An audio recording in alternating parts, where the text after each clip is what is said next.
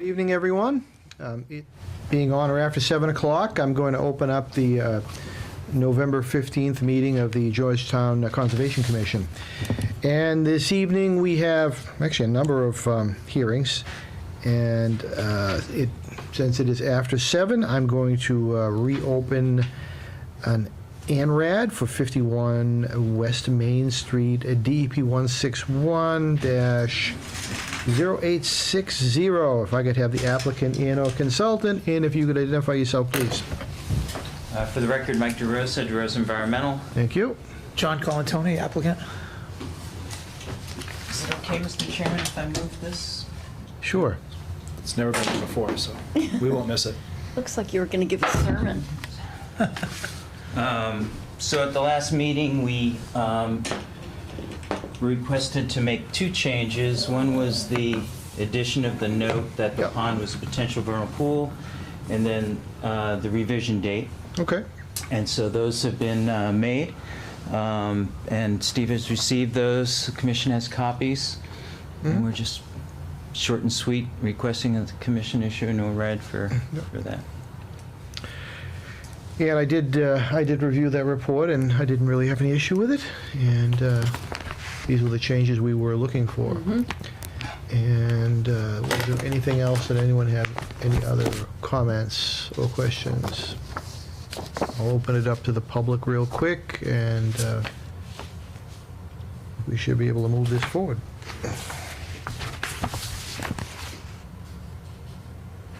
Any issues? No? No.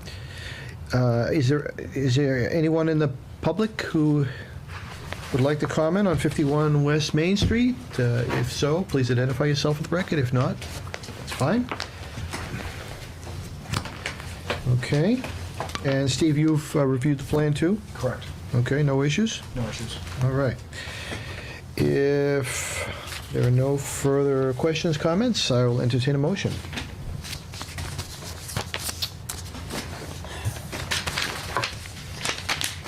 Mr. Chairman, I'd like to make a motion to approve the ANRAD on 51 West Main Street with the delineations of the resource area and the date stamped at the bottom. What is the date? 10/22. 10/22. 10/22. Yep, yeah, okay, 10.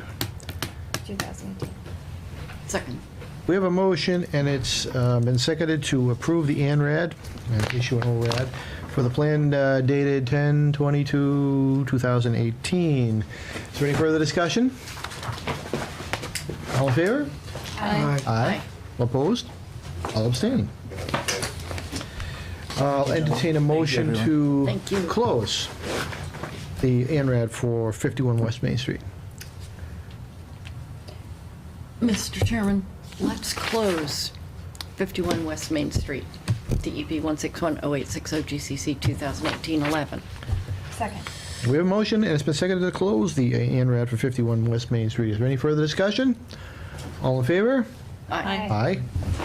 Opposed? All abstaining. Motion carries. Lovely. Thanks, guys. Thank you.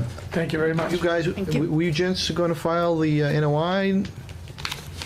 We're going to wait for the next meeting. Okay. Yeah, the engineer's still working on elements of problem. it. Okay. So I'm gonna, Thank you. Thanks, everyone. thank you. You're welcome. So we have Carl, about 20 minutes till the next hearing. Okay, bills, anything we need to deal with? Two groups of bills. Water Department for the community gardens for $370. Camp Dennison, $1,140. Including in that is about $400 for Georgetown Electric Department, some electrical supplies, and a contractor to rewire one of the panels, the breaker panels that was old and dangerous, and trucking for some of the students coming from, it's a reimbursement for the trucking for bringing students from one of the schools, one of the school programs. Why do we pay for that? It's a reimbursement. They get paid, just the way they frame it. Camp Dennison pays it. And they get So what do reimbursed. they do? What are the students doing there? They're just doing, just going down there for the day to do like kind of nature programs and stuff like that, off-site programs. We pay. Georgetown students or? Yeah, yeah, Georgetown students. Why are we paying? They get reimbursed, so Georgetown Camptown gets reimbursed for it. So the money just passes through the Camptown group. I don't And know then why the they're doing school it that way. department pays them back? That's a weird way to do that. I'm not sure why they're doing it that Not way. very efficient. I didn't say it is, but Could you make sure we do get reimbursed for that? How much was that bill? it's just one section, one part of it. $58 times 3. Oh, times what? Times 3. Second. 174. So is the bill from the transportation company? Correct. I don't know why that That's just goes bizarre. directly to the school department. What? Yeah, sorry. That never happens. We've paid it before. I gave this Sarah. It doesn't make sense. No, it doesn't. That's not how Because- we do it. Yeah. it's- Oh, so that's why. No, but it's so weird. Like, why do we pay for From an it to accounting come to standpoint, it us? just doesn't make sense. Because So NRT Transportation. Because the school department has a contract with that company. So we don't. So why is the bill coming to us? I don't know. I can find out. That's happened before. Yeah, we do this, they do it every spring, every summer. So we've done that for a long time. I'll call it an opportunity for improvement. I agree. I will investigate and let you know what the specifics are. What I described is my understanding of what it was. I will ask for exact details on why it's framed that way. Any other bills? Nope, that is it. Because it's in the summer. Well, they still have a functional staff during the summer. Sure. I have- They have summer school? Clutching at straws there. Fine.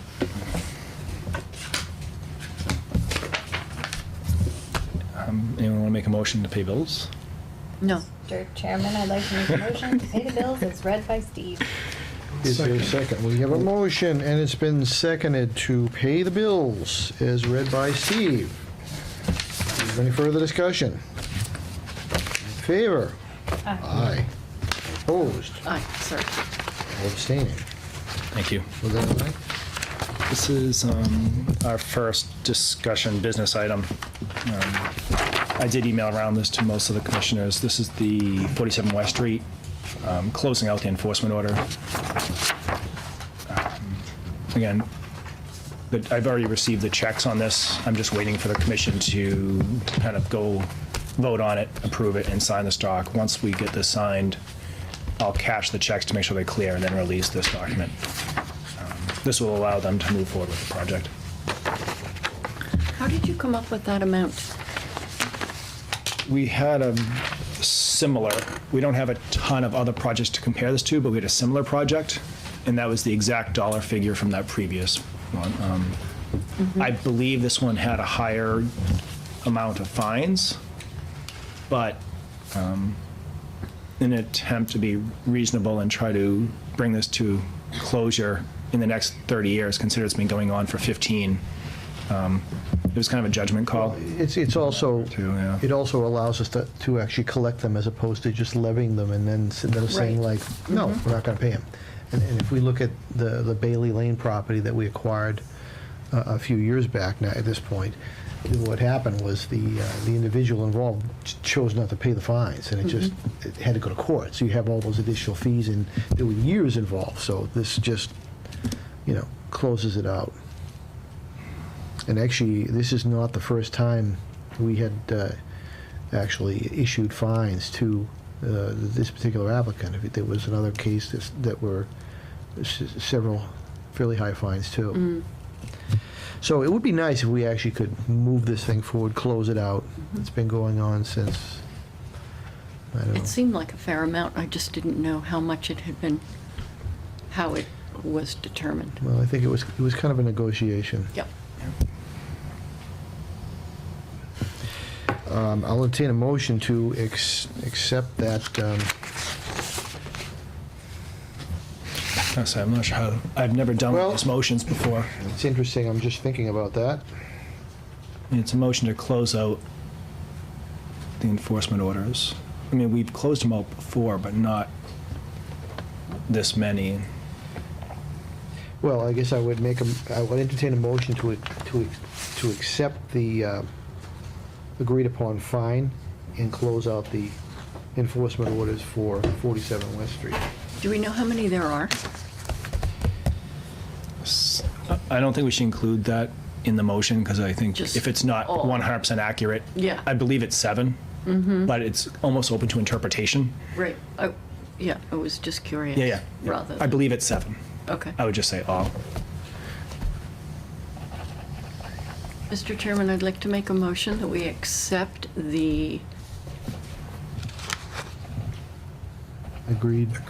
agreed fine payment for 47 West Street And to close. and to close out all outstanding enforcement orders against that property. Second. We have a motion, and it's been seconded to accept the agreed-upon fine for 47 West Street and close out any outstanding enforcement orders. As far as discussion, the only thing I would add is that the enforcement orders actually don't go against the property, they go against the owner, correct? But they follow the property. Yeah, they do. So we're closing them out on the property. Yeah, I mean, So I think it's more semantics in that sense, but correct. it actually is to the owner. But Okay, do we need to amend the, No, it's fine. no, I just wanted to clarify that. Any further discussion? All in favor? aye. Aye. All opposed? Abstaining? Motion carries and is unanimous. Thank you. I'll send around that document for you guys to sign now. That's an amazing piece of progress. Still have a lot more to go with that I one. know, but that was a But huge it's a big step. stumbling block. Yeah, I agree. They're going to most likely withdraw their appeal with the DEP. So that will help move things along too. This is the ORAD for 51 West Street that you just approved while we're signing things. This is a reissuance of 64 through 74 East Main Street. This is the Dunkin' Donut Plaza. They lost their signed order of conditions before it got registered, and so we're just reissuing I'm this. sorry, does that mean it timed out or they lost the They piece of physically lost paper? They physically lost it between here and Lost the there. piece of paper. They signed for it at my desk, my office, and after that, no one knows where it went. So there's 2. It's administrative. You can sign it or not sign it, because you weren't here during it. but Right. You can just pass it on, because we have enough commissioners anyways. How long has that been going on for? Which one? Dunkin' Donuts Plaza, that's got to be near their 3-year deadline. So there's two. Time. So there's 2 different order of conditions. There was one for the septic system that's been done for a little while, and then there's the paving and the grading and those other site improvements. The septic system one, I think, we kind of we worked out a deal where they would not get a COC on that until this project was done, because there was some crossover.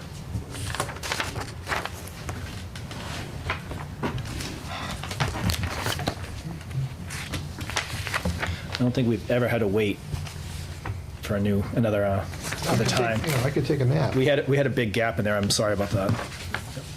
I don't know why.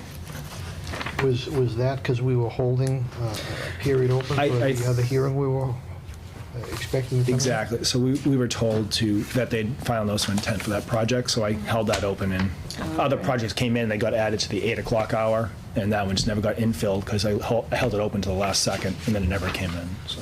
'Cause I still have almost 10 minutes. I agree. What other issues? Pentucket Pond and the fanwort treatment. And there's also a small vernal pool that we've investigated for invasive species. This all happened this past summer. The report got sent out to all of you guys. Fanwort is back in Pentucket. It probably needs to be dealt with sooner than later. There was identified a few invasive species in the vernal pool. It's kind of like a brain surgeon recommending brain surgery. The company recommended treating the invasive species. The invasive species in the vernal pool are probably not end-of-the-world stuff, but they're probably worth investigating how to deal with it. That vernal pool's also been filling in, which is somewhat of a natural process, but it's being sped up by its location probably, so. Which vernal? This is the one off of Thurlow Street. Okay, the other side. Across of from Thurlow, Tiger yeah. Row.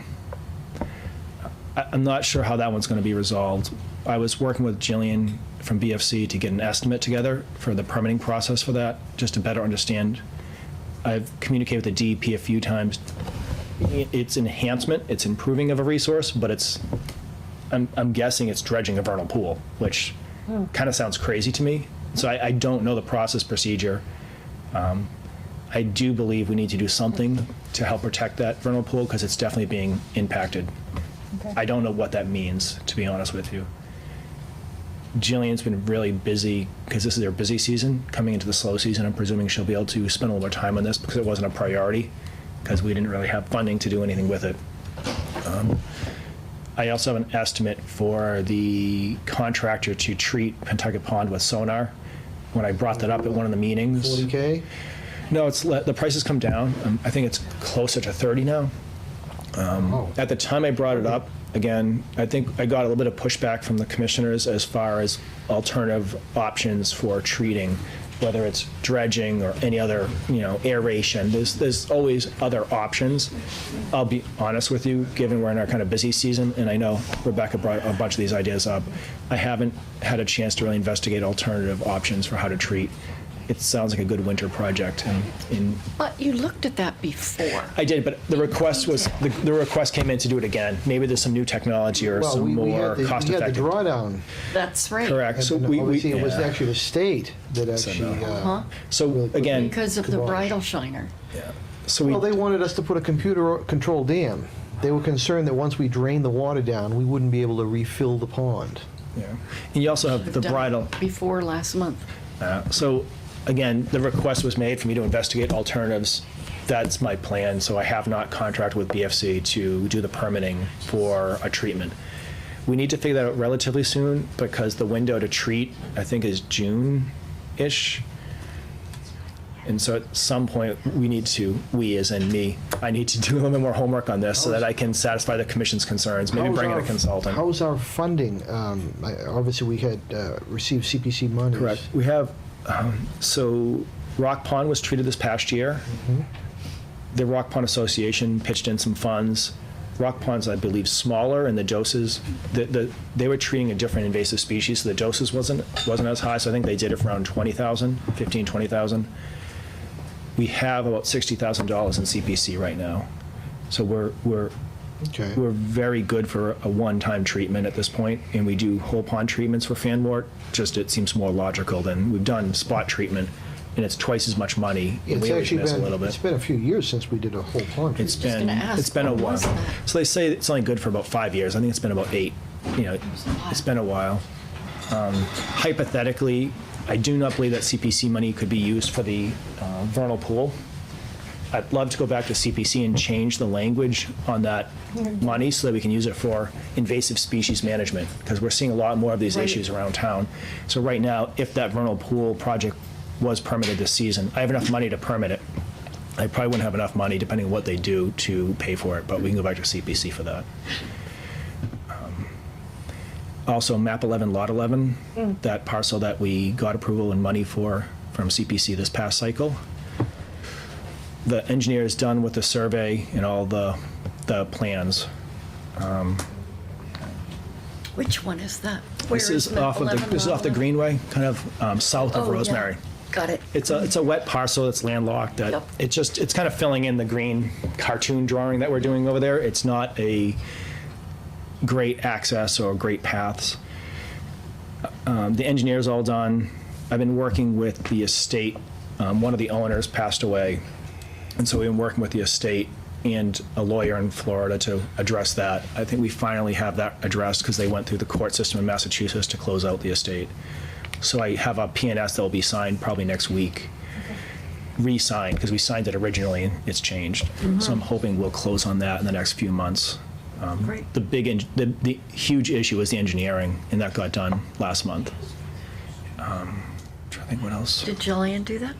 No, the engineering was done by a company in Haverhill. It was more of a surveying. So Jillian's wetland scientist Right. expert. Yeah. They have engineering, but it's out of Boston. Yeah. We paid for this, and so I tried to find someone local. It was just a basic surveying job. Yeah. But they resolved all the issues that were identified by our town council.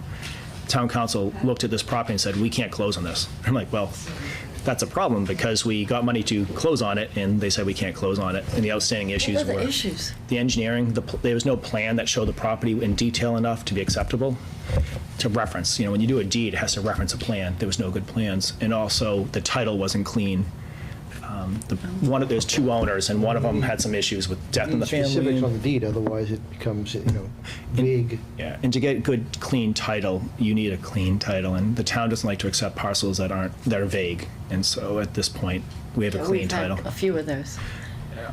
So we have a clean title now, or we will have a clean title, and we have a nice plot plan that can be referenced by the deed. Lovely. So hopefully that goes through in the next month or Forget so. how big that parcel is. Not much, 7 acres, 7.1, 7.2. Yeah.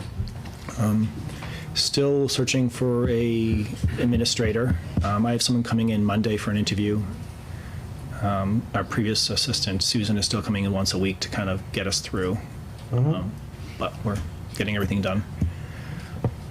How are we doing time?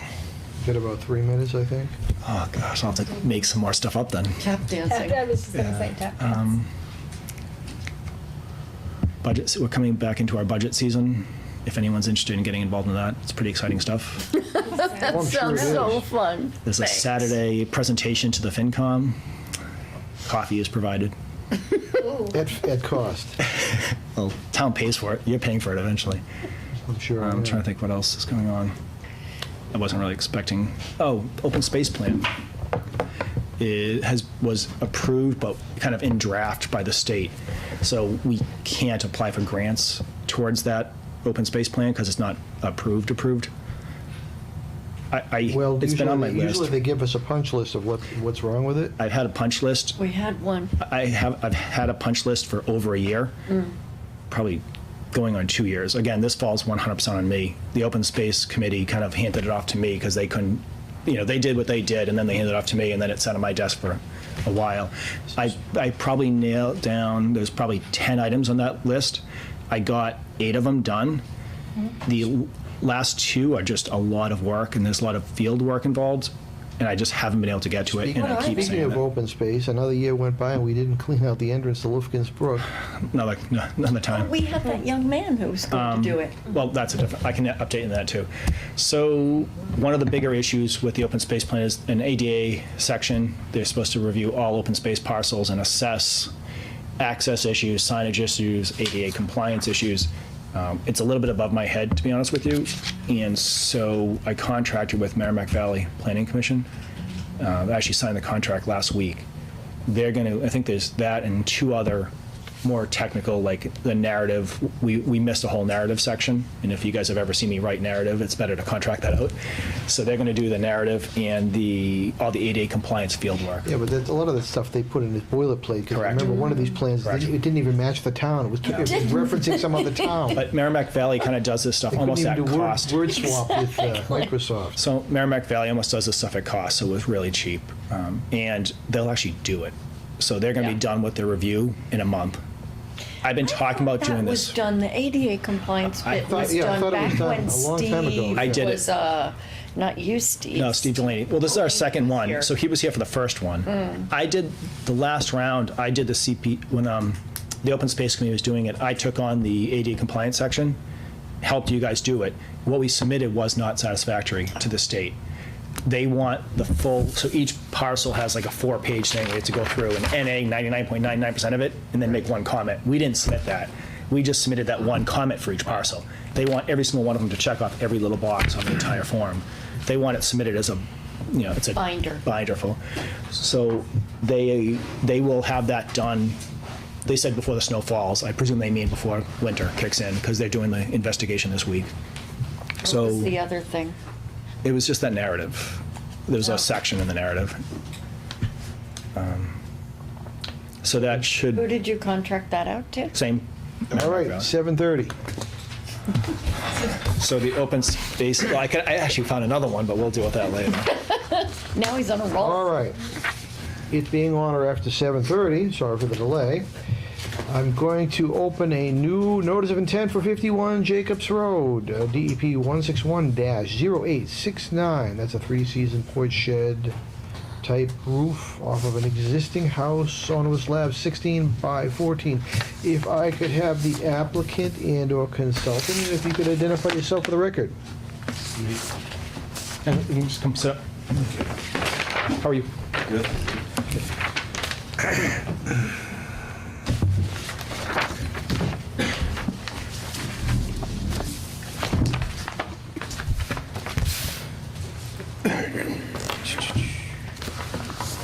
I didn't catch your name. Victor. Full name. Victor Bettencourt. Yeah, we asked only because it has to go into the record. Thank you. Sorry, my wife is supposed to be this, but she's the one who should be here, not me. So I can give a quick overview, Carl, if you want. Okay. So this is an existing house. Oh, Tom, did you have a comment? Yes. Mr. Chairman, as an abutter, I want to recuse myself from this NOI and abstain from voting. Okay. Okay? You're banished to the, out of the audience. He can stay, right? Because, so this So project noted. is construction of a 3-seasoned porch off the back of a house, roughly 70 feet.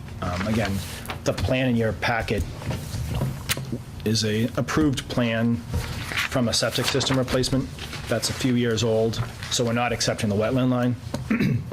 I have done a field investigation, and the line is, to the best I can tell, pretty accurate.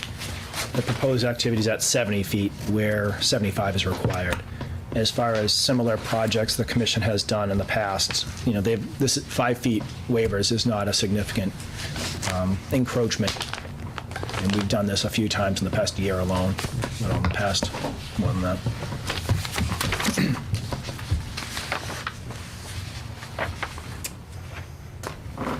So it's just a 5-foot difference. Exactly. Where are we on this plan? Are we this parcel right next, this One more whole over. parcel? One more over. Oh, yeah. Is there, so often the commission looks for options to put the addition or the structure that get closer to meeting the regulations as in farther away from the resources. Is there any, you can't really go off the side of the house to the right because your septic tanks are there. And I guess if you go to the right more, you really don't get away from the wetland anymore. Correct. And to the left of the house, you're also almost closer to the resources. So this is kind of designed to try to meet the regs the best you can. Is that your understanding? Yeah.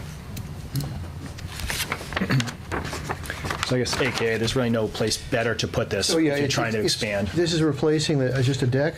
No replacement. This is new construction, correct? Yeah, I used to have a slab on the back of the Yeah, house. the slab, would be like a ground level deck, guys. No, a patio. Patio.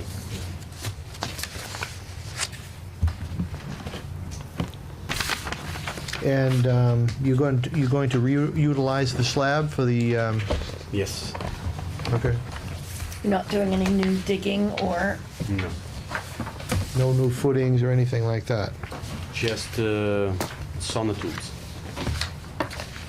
to support the slab. Shouldn't the slab already have sonotubes under it? I mean, normally they have footings. Only have that is only 4 inches thick and it's all cracked. So you're gonna basically, tear the that out. slab has to come up and put a new one down, so. oh, so you are They digging? will dig, because to put those down, they're gonna have to dig down like 6 feet. So definitely a condition for erosion control, which is not on the plan. I actually thought it was going to be just on the slab, so I didn't think about recommending erosion control previously. Good question. There's nothing on here as far as trees or anything. Is there anything there? It's an existing slab, so they're removing that slab and putting it right back in the same place. Making sure that nothing has to, Nope. Exactly. I didn't see anything, but I just wanted to make sure. And thinking about the limit of work, and what, is this all grass out here? Yes. Okay. Yeah, so we'll just What- and determine the what- erosion control at another time. About are these invisible contour lines, this what are these 94, 95, 98? Correct. Those contour lines They that are. we can't see? They're faded out, but yes. So it's kind of looks like sort of a steep slope towards the pond, is it? It's sloping towards, but it's not steep. Okay, Those contour lines are pretty far apart, and this is a pretty zoomed-in plan. okay. So that's actually not steep. It's pretty gradual. Okay.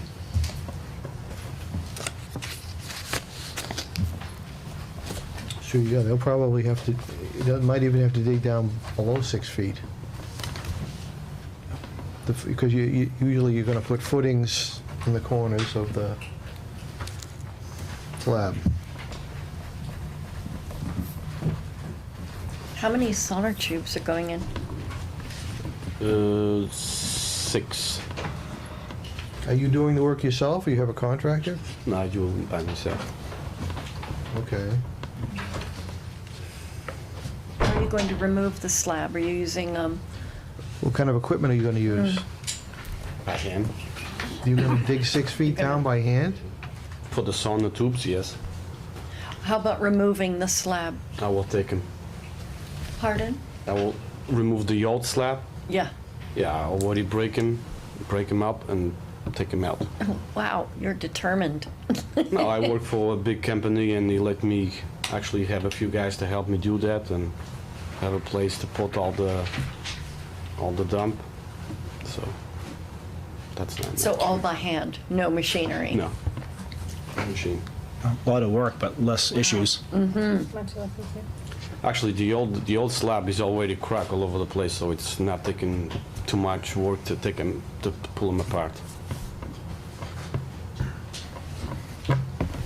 So it's just 6-foot holes. It's not an entire excavated size of, Normally, when you do a slab, like a foundation, you gotta dig more than just sonotubes. but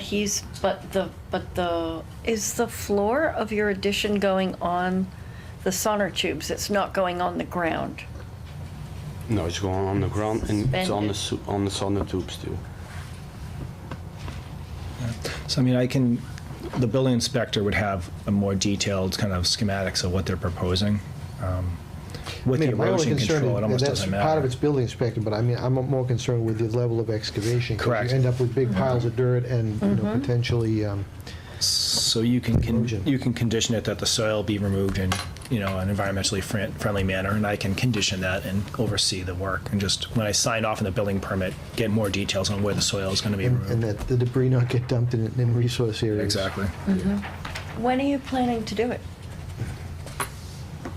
As soon as I can, Okay. for the cold. Yesterday? So I I guess missed my that date. concern would be spring. So if you're going to do it before spring. I mean, it's existing concreted area. It's not like it's habitat. Is this not a endangered species area? No?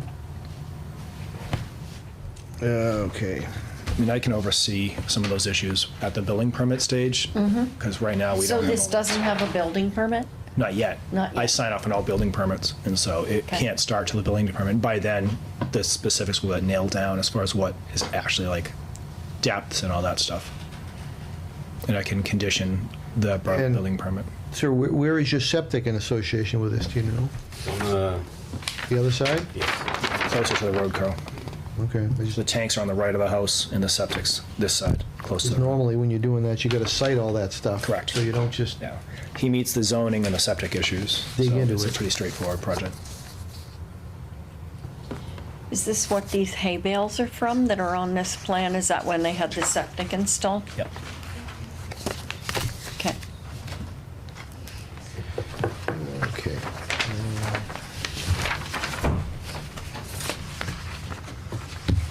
I mean, it's, you know, the 5 feet is not a huge issue from that perspective. Just wanna make sure doesn't create a bigger problem.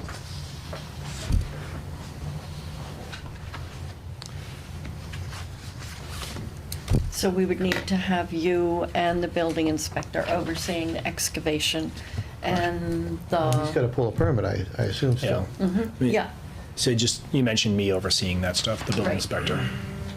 not the building inspector. Correct. And also erosion control. And not accepting the line, because I think it's expired. Yeah. Are there any abutters to 51 Old Jacobs Road? Danny, what? What do you say? He's asking if you have anything to say about. Are there any are there any abutters to Neighbors. 51 Old Jacobs? If you would like to make Across a the street. if you would like to make a comment, you can. If you identify yourself, you don't have to, but I offer you give you the opportunity.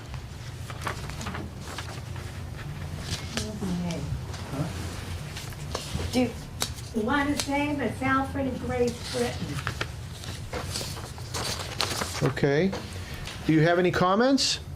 Any No, comments? we don't We object. can't hear nothing, so I I don't know don't one word object. The way I to say. look at it, I think the guy is doing a good job. Okay, you can come closer, ma'am. Sir, you can come closer. I like Steve. The way I look at it, I'm an old contractor myself, okay? I've been a contractor down since the 60s. And I built a lot of homes and all that stuff. And sometimes I see this guy's work and I think he's doing right there, awesome. Okay, And very I good. even have my license too, my building license. Okay? I So it's appreciate it. like, sometimes I tell him, hey, what are you doing? And sometimes I just give him a few jabs, you know. But it's like the way I look at it, since he moved in our house, I think he's been doing a hell of a job. Okay, I appreciate that. You know, I mean, I don't want to get into, you know, neighbors and that stuff because I don't want to hear that stuff. But the way I look at it, I had it when he first moved in. Same thing. I mean, it's like, why? The guy's doing a good job. Let the guy go. That's the way I look at it. Thank you You for know your, that too, Tommy. That's the guy next door, thank you for your comments. We appreciate it. okay? thank you. you. Thank you. Thank you. Any other comments? Yeah, I just like to say, I live right next door, Okay, and Came here for the guy. in the 21 years that I lived next door to this house, there's only been one thing that was done. They put shingles on. That was the end of it. Didn't paint any of the moldings or the gutters or anything. So the house was a shambles. It took Victor and some of his relatives 3 to 4 months inside the house just to get it livable so him and his family could move in. And I personally am so happy that they're my next door neighbors. They're wonderful, wonderful people. And this guy would do anything for me, you know? I'll give you a quick, for instance, and then I'll end it. Last year, we had a pretty good snowstorm. It was heavy, heavy, wet stuff. And I got on the wires, and I don't know if the whole Old Jacobs Road, but up where we were, there was no power whatsoever. I got a knock on the door that night. It's snowing out. It's Victor. Comes over with an extension cord. He had a generator outside. He says, John, open your kitchen window, pull this in, at least get your refrigerator hooked up. How many new neighbors do that? Some of them don't even look at you. Some of them don't even say hi to you. And I just think the wonder of his family and his 2 girls, and he's proud to be in Georgetown and bringing up his 2 girls in this town. So good for the town, it's good for him. And what he's doing in the neighborhood is bringing the value up to the immediate neighborhood. thanks for your comments. Okay, Appreciate so that. that's what I'd like to say. Thank you. If there are no more comments, I'll entertain a motion. Mr. Chairman, I'd like to make a motion that we approve the NOI for 51 Old Jacobs Road, DEP 1610869 and GCC 2018-19. Do we have a date on a plan? It's just the plan, I'll stamp the it as plan today. as is in the application, with Steve overseeing the excavation and the installation of the structure, with the addition of erosion control as overseen by Steve, and not accepting the wetland line. Second. There's been a motion, and it's been seconded to approve the notice of intent for 51 Old Jacobs Road, with Steve providing some oversight for the excavation and erosion control, and also not accepting the wetland line. Is there any further discussion? All in favor? Aye. Aye. All opposed? All abstaining? Abstain. One abstention. So noted. I'll entertain a motion to close the notice of intent for 51 Jacobs Road, Old Jacobs Road. Mr. Chairman, I'd like to make a motion to close 51 Old Jacobs Road. Second. We have a motion, and it's been seconded to close the notice of intent for 51 Old Jacobs Road. Is there any further discussion? All in favor? Aye. Aye. All opposed? All abstaining? One abstention. So noted.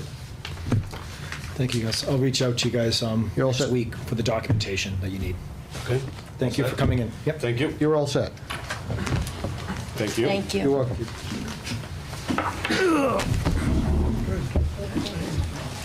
All right. See you, Tom. We'll see you. Yep. And, okay, it being on or after, what time are we here, 7:35, I'm going to open up a new notice of intent for 66 Parish Road, GCC 2018-23. It's a 10-lot subdivision on 40 acres. Newly filed project replacing an old project where the commission has lost quorum. If I could have the applicant and/or consultant, and if you could identify yourself for the record, please. Thank you very much. My name is Nancy McCann. I'm an attorney from Danvers representing the applicant. With And- me tonight, Yep. Mike Lamb and Scott Cameron, the project engineers. And do we have green cards? Yes. Thank you, sir.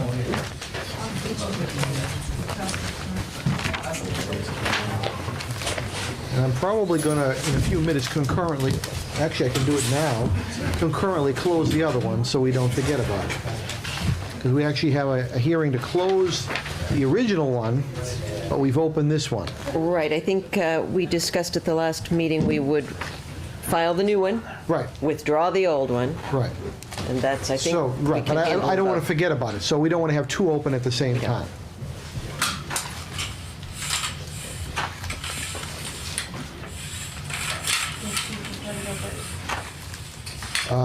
Well, we'll let them start off on this one.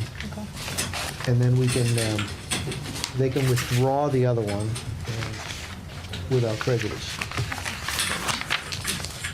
Okay. Ready? Okay, thank you. Again, my name is Nancy McCann here on behalf of the applicant. We met with you at your last meeting to kind of bring you up to speed on where we were with this project. Yep. The original notice of intent was filed back in November, I believe, of 2016. And much has happened with the design of the project since that time. And at the end of our informal discussion at the last meeting, what was decided was, due to the change in the makeup of the board and the amount of time that had passed, is that we would proceed forward with filing a new notice of intent for the project and withdraw the existing notice of intent. You'll recall the original notice of intent called for a 10-lot subdivision. 9 of the homes were jurisdictional within either the riverfront or other buffer zone areas. And that project was not particularly well received back in 2016 by the commission. Since that time, we have been revising and redesigning the project. The project engineer, Phil Christensen, met many times with your agent, and we ended up with an open space residential development plan, an OSRD plan, that called for 10 dwelling units, but they are detached condominium-style units And it's kind of an exciting project, I think, anyway, because an OSRD, we do them frequently, but sometimes they really don't meet the intent of an OSRD, and this one really does. We take a project and we shrink in the development footprint. We bring everything in closer, we have less impervious surface, we have less disturbance. And that worked particularly well with this site, and particularly well from a Conservation Commission standpoint, because we have much less impact on wetland resource areas, much less impact on riverfront. All of the units are non-jurisdictional now, and we have very little happening within your jurisdiction, and much of what we have happening is restoration types of things and improvements to the wetland area. So we filed that revised design with the planning board. We received our special permit for the OSRD, and since our last meeting, we now have site plan approval from the planning board. So the planning board has completed its review of this project. So at the last meeting, during our discussion of filing our new notice of intent, you were kind enough to agree to waive the local filing fee, which had been made in 2016 and which was significant. So we have filed with the state and filed the state filing fees, and we have filed with you with the waiver of those fees. So if everything is in order, which I believe it is with regard to the new filing, which is DEP file number 1610872, I believe is the new NOI. Then I would request that we be allowed to withdraw without prejudice the 2016 NOI, which is file number 161-834. Okay. And under your local regs 216-21. And to do that, I'm going to open that right Right. now. We'll just have them concurrently open, and we'll close that out. Okay. It being on or after 7:45 PM, I'm going to open the old notice of intent, or original notice of intent for 66 Parish Road, GCC 2016-21, DEP 1610834. And again, as we just discussed, we are going to allow the applicant to withdraw without prejudice. And do we need, we need a vote, don't we? Yeah, we need a vote. So I'll entertain a motion to allow the applicant of 66 Parish Road to withdraw without prejudice the original application. Mr. Chairman, I'd like to make a motion that we allow the applicant for 66 Parish Road with the file numbers GCC 2016-21 and DEP number 1610834, that we accept their application to withdraw without prejudice for that entire project. Second. We have a motion that's been seconded to allow the applicant to withdraw the notice of intent for 66 Parish Road, GCC 2016-21, DEP 1610834, to withdraw without prejudice. And that would be both applications from the local and the And the DEP, state. per the numbers. Is there any further discussion? All in favor? Aye. Aye. All opposed, all abstaining. Motion carries. And actually, I probably should, I'll make a motion to close. I'll entertain a motion to close the original notice of intent for 66 Parish Road, GCC 2016-21, DP 161-0834. So moved. And there's been a motion, and it's been seconded to close the notice of intent for 66 Parish Road. Is there any further discussion? All in favor? Aye. Aye. Aye. All opposed? All abstaining. should do the so moved more often. I like that. I know, the commissioners quit. It's gonna snow at 9. We need to get out of here. All right. Back to where we were. Let's see. I think at this point, we also would like to probably schedule a third party to take a look at this. When did we last do a third part? Wait, that was with the old project. We need to evaluate the new one too. There's a contract for that already out. I asked Jillian to revise it per the new one. So we just need you guys to authorize me to kind of do what I've kind of already done, which is ask her to come up with a new Well, contract. essentially, she just needs to revise what she'd already, some of the review, and look at any changes relating to the new plan. As far as she's concerned, it doesn't matter what the DEP and GCC number are. Oh, I know, So sure. we And it just was need to- only 2 years ago, so that's still valid. Was it 2 years ago? Was it, or did You she said actually? 2016. Did Yes. somebody say 2016? It was actually, yeah, so probably would have been closer to 2017, beginning of 'cause it's- 2017. It's 2016-21, so it's towards the end of the year. Okay, I'll entertain said motion. Wait, I'm sorry.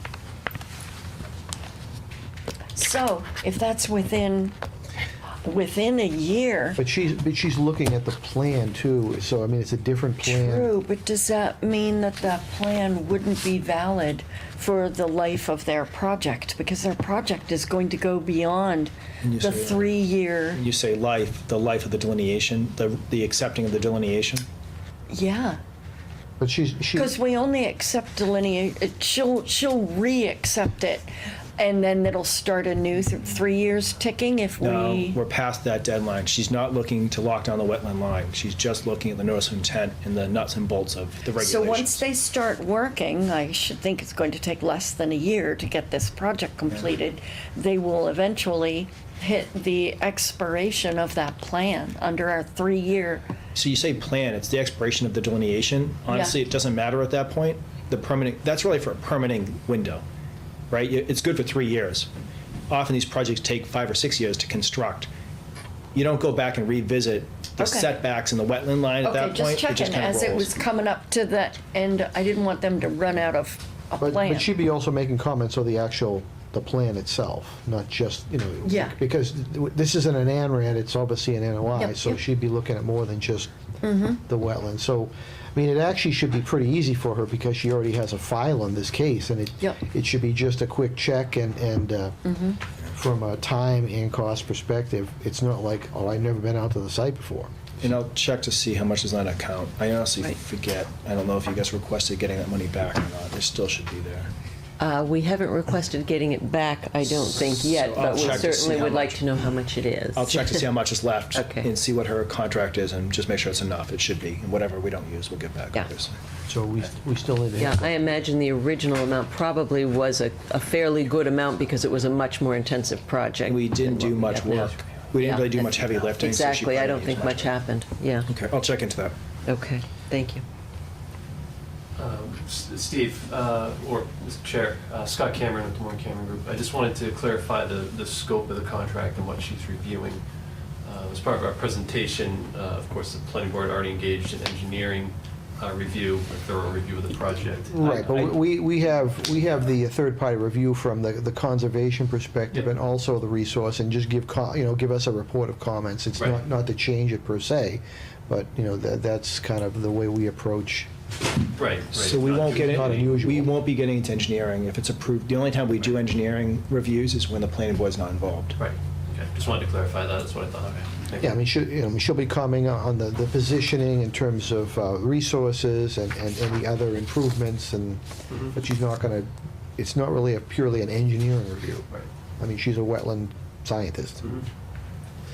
Mhm. I'll entertain that motion for the third party if anyone would like to make. Tom? Yes, Mr. Chairman. I'd like to recommend a third-party review for 66 Parish Road, GCC 2018-23 DEP number 161-0872. What else? Second. As we have a motion, it's been second Yep. to conduct a third-party review for 66 Parish Road. Any further discussion? And normally we use BSC. So you could, if you would like, could add that to your motion. Yes, so moved. So, that must be the new term of the day. So Whipping moved. along. Julian Davies is normally our point of contact. Okay. Any further discussion? All in favor? Aye. Aye. All opposed? All abstaining? So moved. And it just, let's see, the next point is kind of, are you going to walk us through a little in more detail? Absolutely. Great. And some of us have been out to the site. I know I have. I'm not sure all the commissioners have, but it's a pretty good-sized property. It is a very good-sized property, and part of this revision of the plan and redesign is resulting in more open space to be conveyed to the town through the Conservation Commission, 33.5 acres, which is a significant increase over what was even originally proposed for the OSRD plan.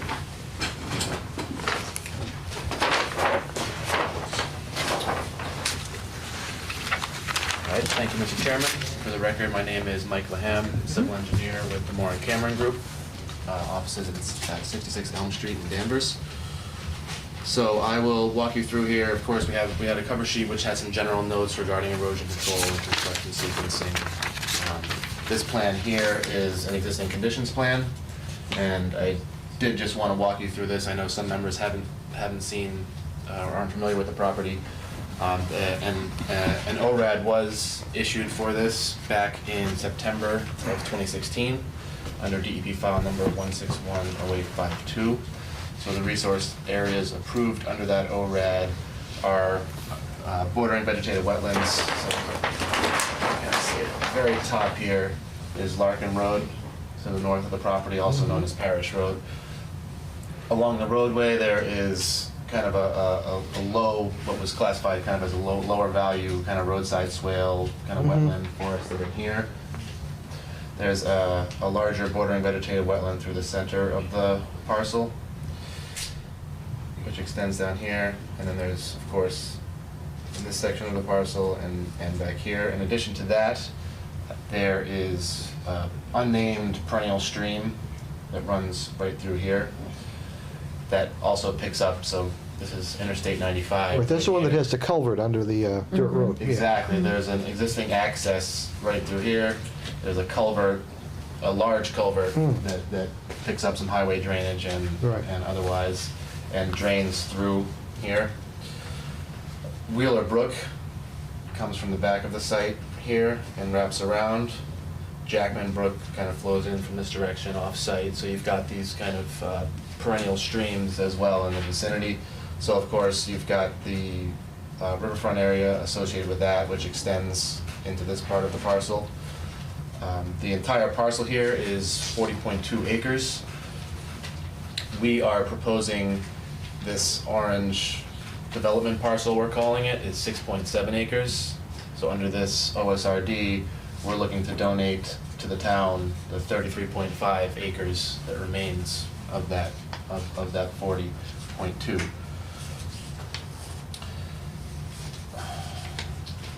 So part of this too, and I have an aerial image which might be useful as if questions do come up. I do have an aerial image of the property, but one other thing I wanted to point out was the existing land use. There's a unoccupied house here that's driven by. It's quite overgrown and in disrepair, and also the driveway extends into the site and down across, like we said, down across this culvert, and then it comes up into the back parcel. So this is some really nice upland, and that's obviously a great feature of this. It's a really nice kind of pine, like a pine barren, not as much undergrowth because of the. Yeah, there's like an upper portion that has a lot of pines up there. It's Exactly. a little elevation. Yeah. So this is all kind of really nice upland, quite open. Really you can see through. It's not overgrown forest land like you might imagine, just because I think the pines are shading things out and creating that environment. So you have a network of trails through here, many of which have been used by dirt bikes over the years.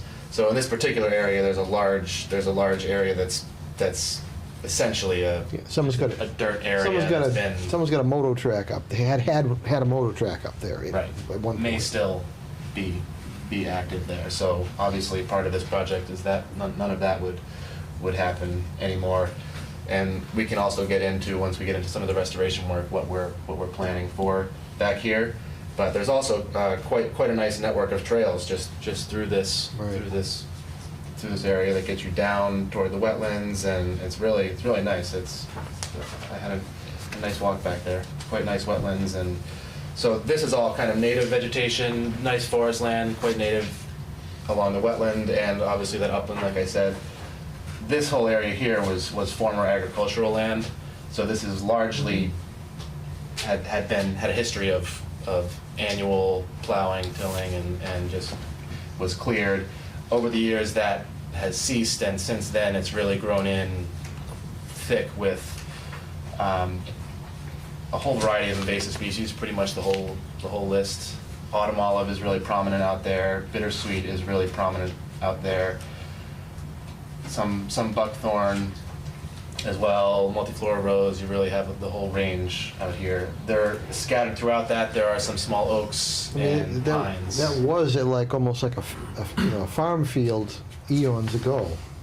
It was completely cleared, yeah. And the soil testing that we did, you could see evidence of the plow layer and everything like that. So it's just that disturbed soil that the invasive species love, that they just came right in. So it's really thick. I'd say bittersweet is really it's just growing everywhere. It's coming up. You look into what looks like a kind of old hayfield, but you're really seeing evidence of that bittersweet taking hold. Large autumn olive in there, and the whole variety. So, and one other point here, this is the location up in this corner, kind of just at this corner of our property, is an existing culvert. That's, as people may know if you've driven out there, it's currently closed. Yeah, we actually issued an order on that, and that obviously came to us as an NOI. As far as sequencing of this project, and it's kind of getting ahead, is that obviously that has to get done at kind of the same point when we're building this for public safety access, et cetera, et cetera. And how long ago was that? That must be getting on for 3 years ago that we permitted that. We permitted that just before, I think we did. Another thing to check into. Yeah. Well, they have it. you're right. It's about 2 years into that. We Right. might be back in for an extension and possibly a modification based on some of the utilities that Right. will be coming in here. So that would be expiring soon, too, if we don't They extend can it. request a 3-year extension to capture it. So. Yep. Yeah, I think what are the regulations, you can't wait too long to request the extension. You can't wait till the last minute. Right. Right, so we will be looking into that. And of course, I didn't neglect to mention that the town line between Newbury is this thick dashed line. Right, because I So think... that culvert actually think was they would be- permitted through both. Yeah, I was going to say there was an NOI through Newbury, too, as well. We just had one tiny little corner of it at the bottom where the pink. Right across the way, It's they've a- got a pumping station yeah. over there.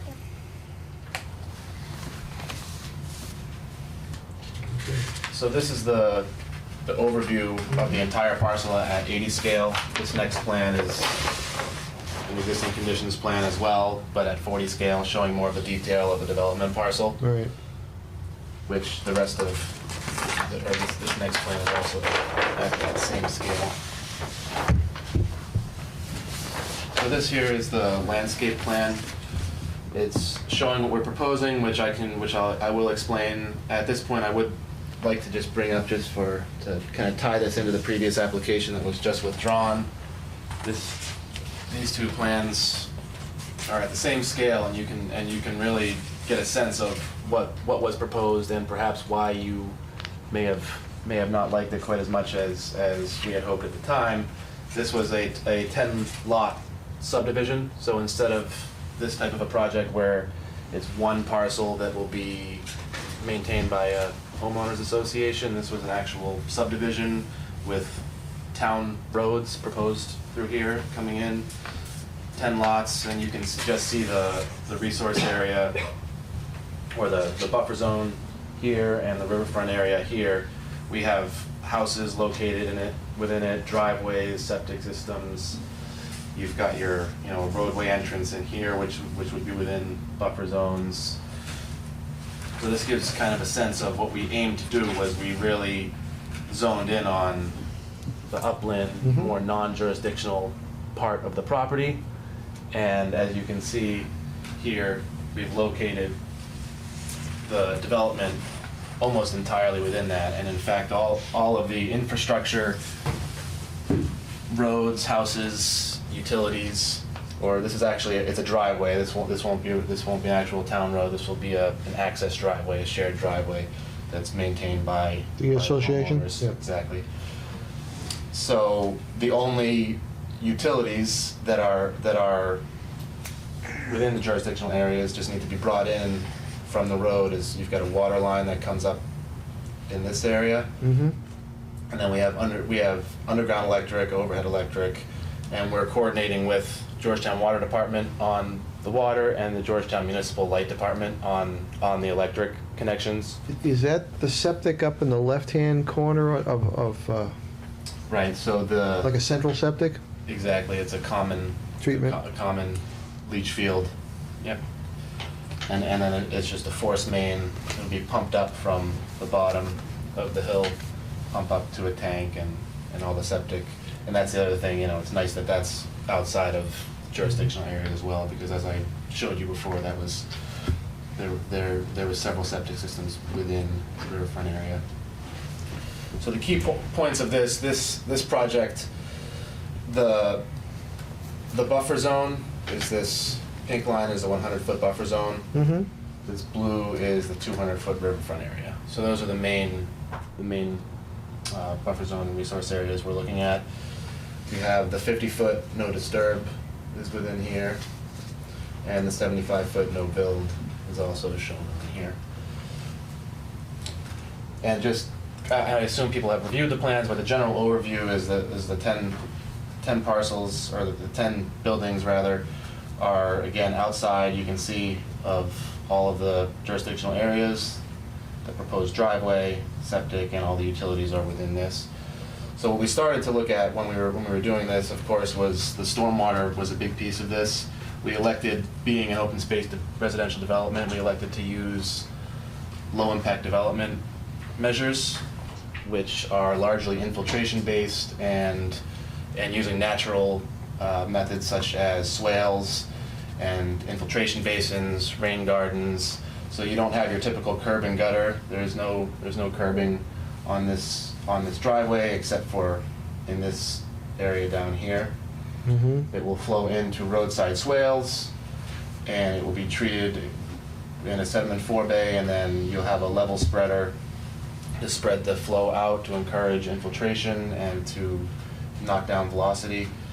What we've done is we've, as I had described, nearly this entire area is going to have invasive species mixed in with. You do have some white pine, quite a bit of white pine, smaller white pines, a few oaks, but just interspersed through that is just thick with invasives. So a big part of this is restoration and habitat enhancement.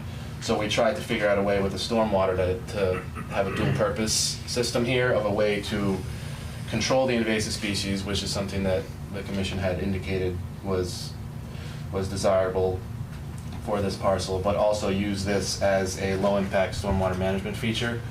So what we've called this is it's a meadow infiltration basin. So it's essentially, you can see this light green color is what we're looking at for meadow restoration. So this is the more heavy duty removal and really trying to get that restored to a meadow condition without any woody vegetation in it. So inside of that, you see this meadow infiltration basin. You have runoff from the street going into these roadside swales, vegetated swales, and it'll make its way.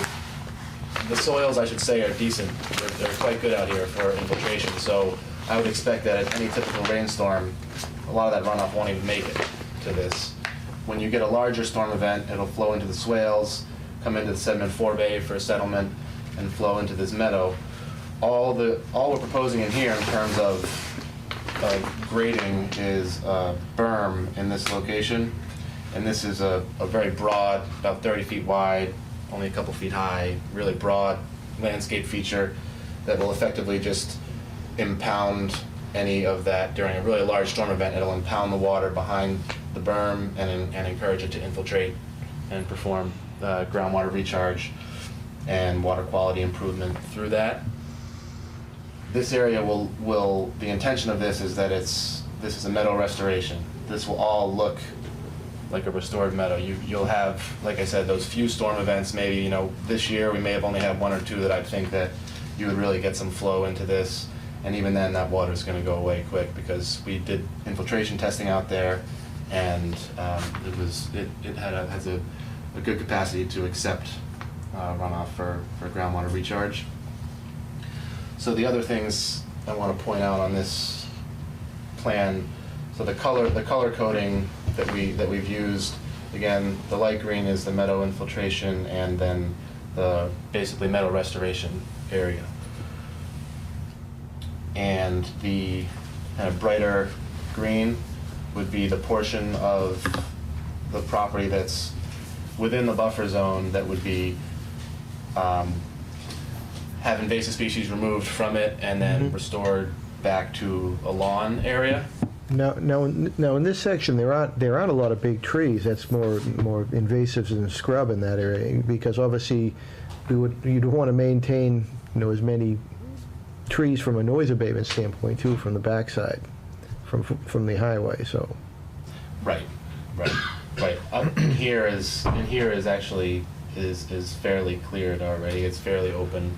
In here, you do have a nice buffer kind of within the highway right of way. But within here, yeah, you do have some smaller pines and a few oaks, not too much in the way of deciduous, but pines scattered throughout. So this, you can kind of see what we've done is we've wrapped this meadow restoration around. So the idea there is to kind of provide a buffer from the development, you know, as the kind of maintained lawn area, which would be this green. And then this darker green color here is a invasive species management, habitat improvement, but less intense. So here we're looking at actually really trying to get these bittersweet roots and autumn olive roots, try to really get them out and get a seed bed that will accept the native meadow seed mix.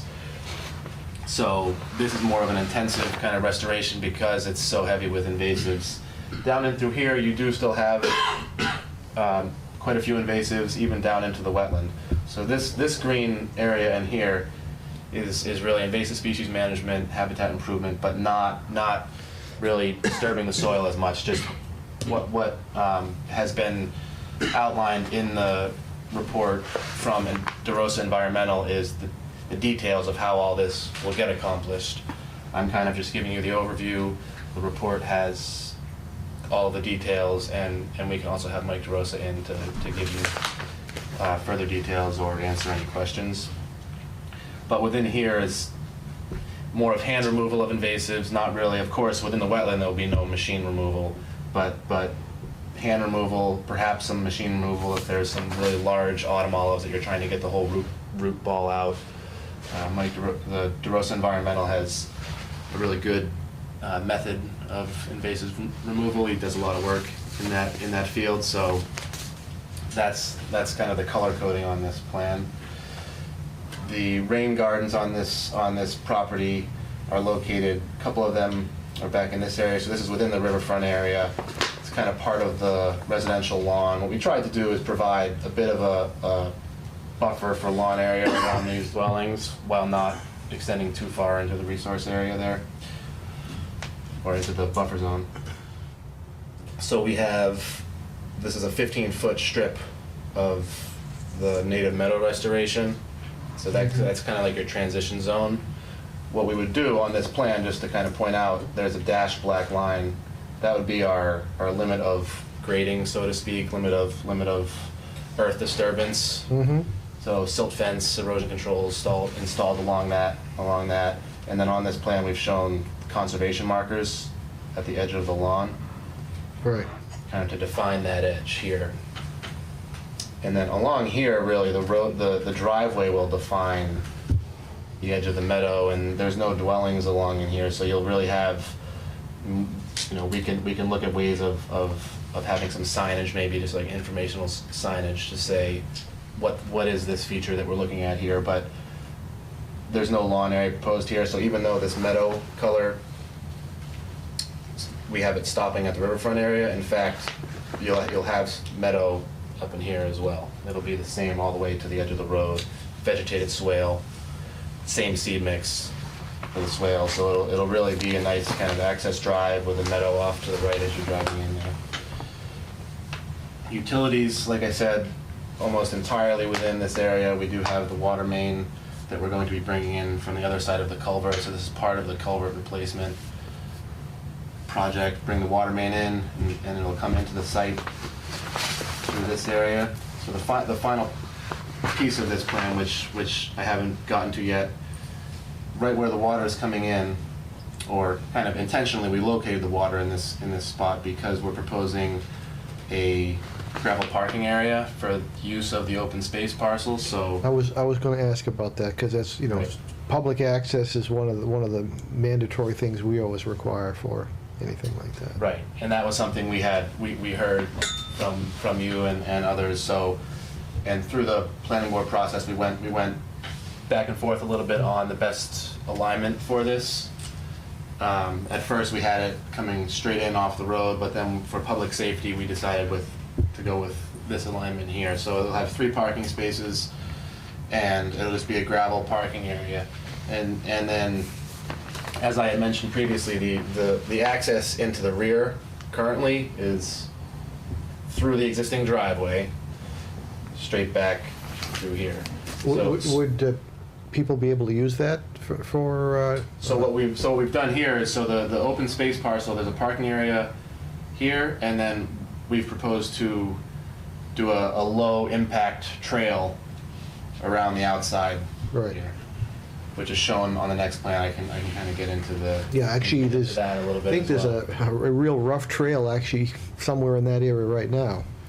There are some rough trails out there, and it's pretty overgrown though, Yeah. especially down in this area. So it will be kind of getting through there, clearing out the vegetation, but just being low impact because of the proximity to Yeah, I mean, resource areas. I don't anticipate, there being a herd of people going out there, but I mean, we always like to have access and the ability to utilize it, so that makes sense.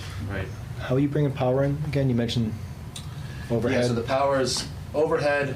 What we still need to determine is the details of that. So I need to I have a meeting set up with the Georgetown Municipal Light Department. Yep.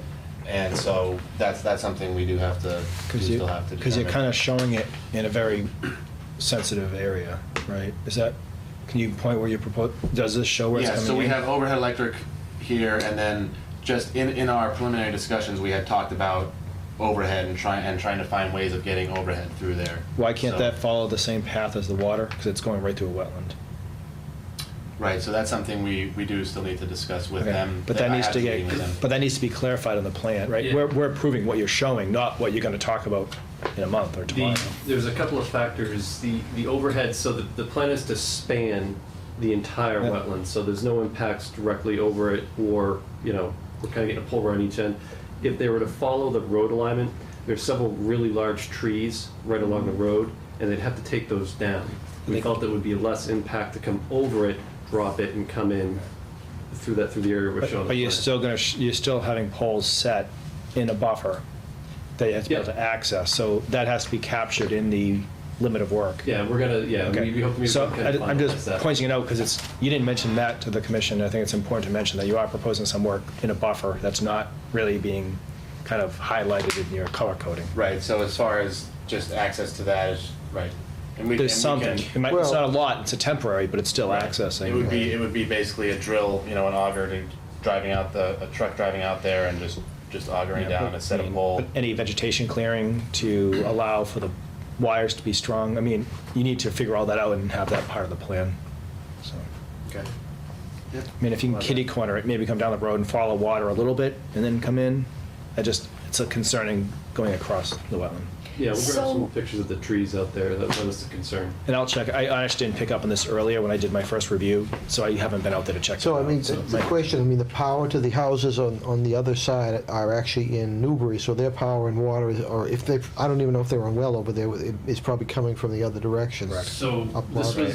this was a big debate with the planning board, and we were going back through different options, trying to figure if we bring water from Newbury, power. So we had at one point the water coming in from Newbury, the power coming from Georgetown, but there was a concern if there was an emergency, they don't know who to call to either turn on the water or shut off the power. So the planning board steered us towards having all utilities come from the Georgetown side instead of, and the power from Newbury is National Grid. So they felt, having local utilities, both from the same department, it would be better for an emergency situation. And that's how we ended up here. Mike wasn't at the planning board, that was me. so. We just need that clarified, I guess. That's my. Yeah, we're not opposed to it, it's just we Yeah. need to have it just codified in the plan, so we And they can were gonna approve, have we their- can approve everything as a completed plan. So you said that the water is coming through there, through that gap there. And if you bring the electric through there, you would have to take trees down. Are you not taking trees down to put the water line through? That's right, because you can't have the overheads running with the trees. They have to clear that. The water's underground, so it'll Can be you put the wires underground as well? They can't. There's just maintenance issues with that. Every time you drop and come back up, they lose energy. So there's a lot of problems when you go down and come back up. So it's there's a You're not reason why going we to still have a take lot it of down overhead and leave wires. it down Yeah. underground through the development then? Oh, yes. We can propose that to the electric department, ultimately, their ability to maintain and serve it, that's what the overheads are accessible, they can get to them. If there's ever a problem underground, it's a much bigger operation. But, This is- a lot of the new developments, they'll have the power coming to a development above ground, but then the development itself, it'll go underground, On the obviously. subdivision roads. Yeah, Right. a lot of the new And we are ones. proposing underground once it gets into this one as well. Yeah. But they're talking about the main coming down the street. Right, right. So it like I would said, I have do to the go meeting down scheduled. anyway, it would have to go underground anyway at some point. It could Yeah, there- come along and go underground with the water. A little sooner, trench. maybe a little sooner than the water, than the. There's a territorial thing as well, and that's the other reason, because Newbury is where that would be coming, Oh. and that's National Grid territory. So there's a lot of moving parts with this and that location, the town line, but, as Mike said, we're meeting with them, we'll pose these questions to them Okay. and see if there's any wiggle room on their end, so. Right. Good question.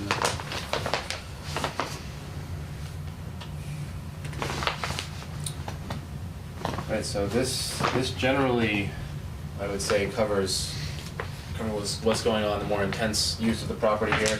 Can I ask a quick question before you flip the page? So I've been working on this project for a number of years. The one thing that's changed a little bit since I looked at this last was the roughly 15-foot grass strip and then the meadow strip to the north, I guess, or whatever that is, to the Yeah, north. pretty much. Originally, it was just a meadow, there was just the meadow, the lighter green. That darker green lawn area was not there last time we had reviewed this. Are you just trying to create more of like the appearance of a side yard or lawn to those houses? Is that the intent of that? Because it's doubled in size, and I guess when there was houses right up against that, it would have been awkward to have it right up against a meadow versus having a 15-foot lawn.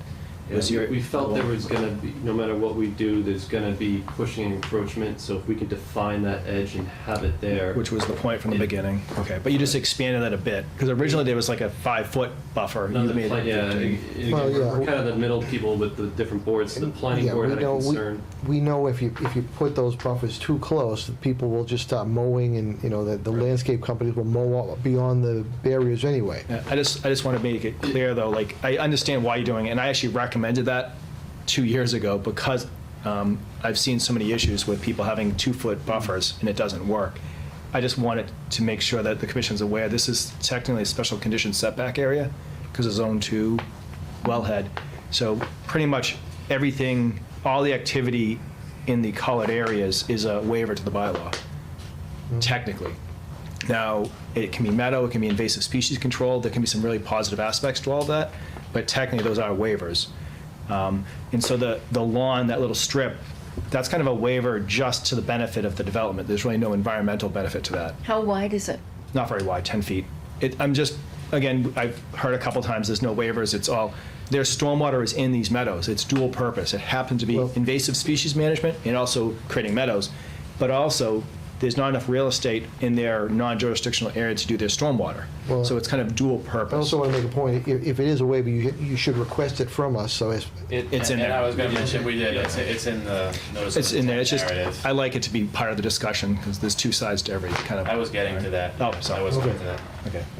And I will address that, I can do that now. No, it's fine. I just, before we flip, because it's zoomed in, I just was curious, because that has Okay. changed since last time I. So that would be part of the homeowners association maintaining that grassy edge there. So we could condition that so there are no chemicals, It's et not- cetera, used on that edge. Okay. The other thing is, there's no no-cut stone bounds along the fence to the right of Unit 9 and 10. Is that true? So you have a fence, Right in here. so you have a proposed 6-foot-high fence on the property boundary, so that the Right. people don't look at this path and people walking by to create some privacy, which is, I understand it completely. But you stop putting the no-cut, no bounds in there? Is that just because the Right, fence was right, there just and you? because- Exactly, just because the Okay. fence is there. I mean, we Is could it- put a what kind- couple what's the- signs what's the fence made signs of? on the fence. Yeah, I just think the fence might fall down. You yeah, I was going to add you this, can one, yes, what's the fence made out of? Because if they decide, it's a wood fence that rots away in 10 years. So if you just space maybe not as many per regulations, but drop 2 bounds in there with the no cut, because it seems more Permanent. permanent and also official versus just on a fence that can fall down next week. Yeah, that's So, fair. just a small detail. Sure. Thank you. Because at some point, the homeowners association might change the fence or to want to take it down in the future. Split rails, yeah. Yeah. Okay. Yeah, that was just my couple quick comments. Thank you. Does it need to have a fence? Could we discuss some other kind of boundary? I think they're doing it for privacy, because there's a walking path going right past these people's houses A row of white pines? that they'll cut down in 20 years because they get too big. Yeah. Fence well, makes, I mean, they could do a arborvitae or something like that. There's other options, but that's kind of, the commission Just hasn't any heart. wondering. Just some briars, some thick briars. Poison ivy. Poison ivy, I was- Yeah. That's very effective. Keeps people out, no way. Found something to do with all the invasive species removed, just put them out on that. Transplant. All right, so I will, before moving on from this plan, I can address the special condition setbacks that you have. So, as Steve mentioned, this is located, this part of the property is located within the Zone 2 area, leading to the special condition setbacks. So what we've done is we've requested exceptions or waivers from the special condition setbacks, and they're listed out. We have A through D here. So section 14.1 is regarding the required minimum setback to wetlands within this area is 100 feet. So you kind of have like a 100-foot no disturb, right?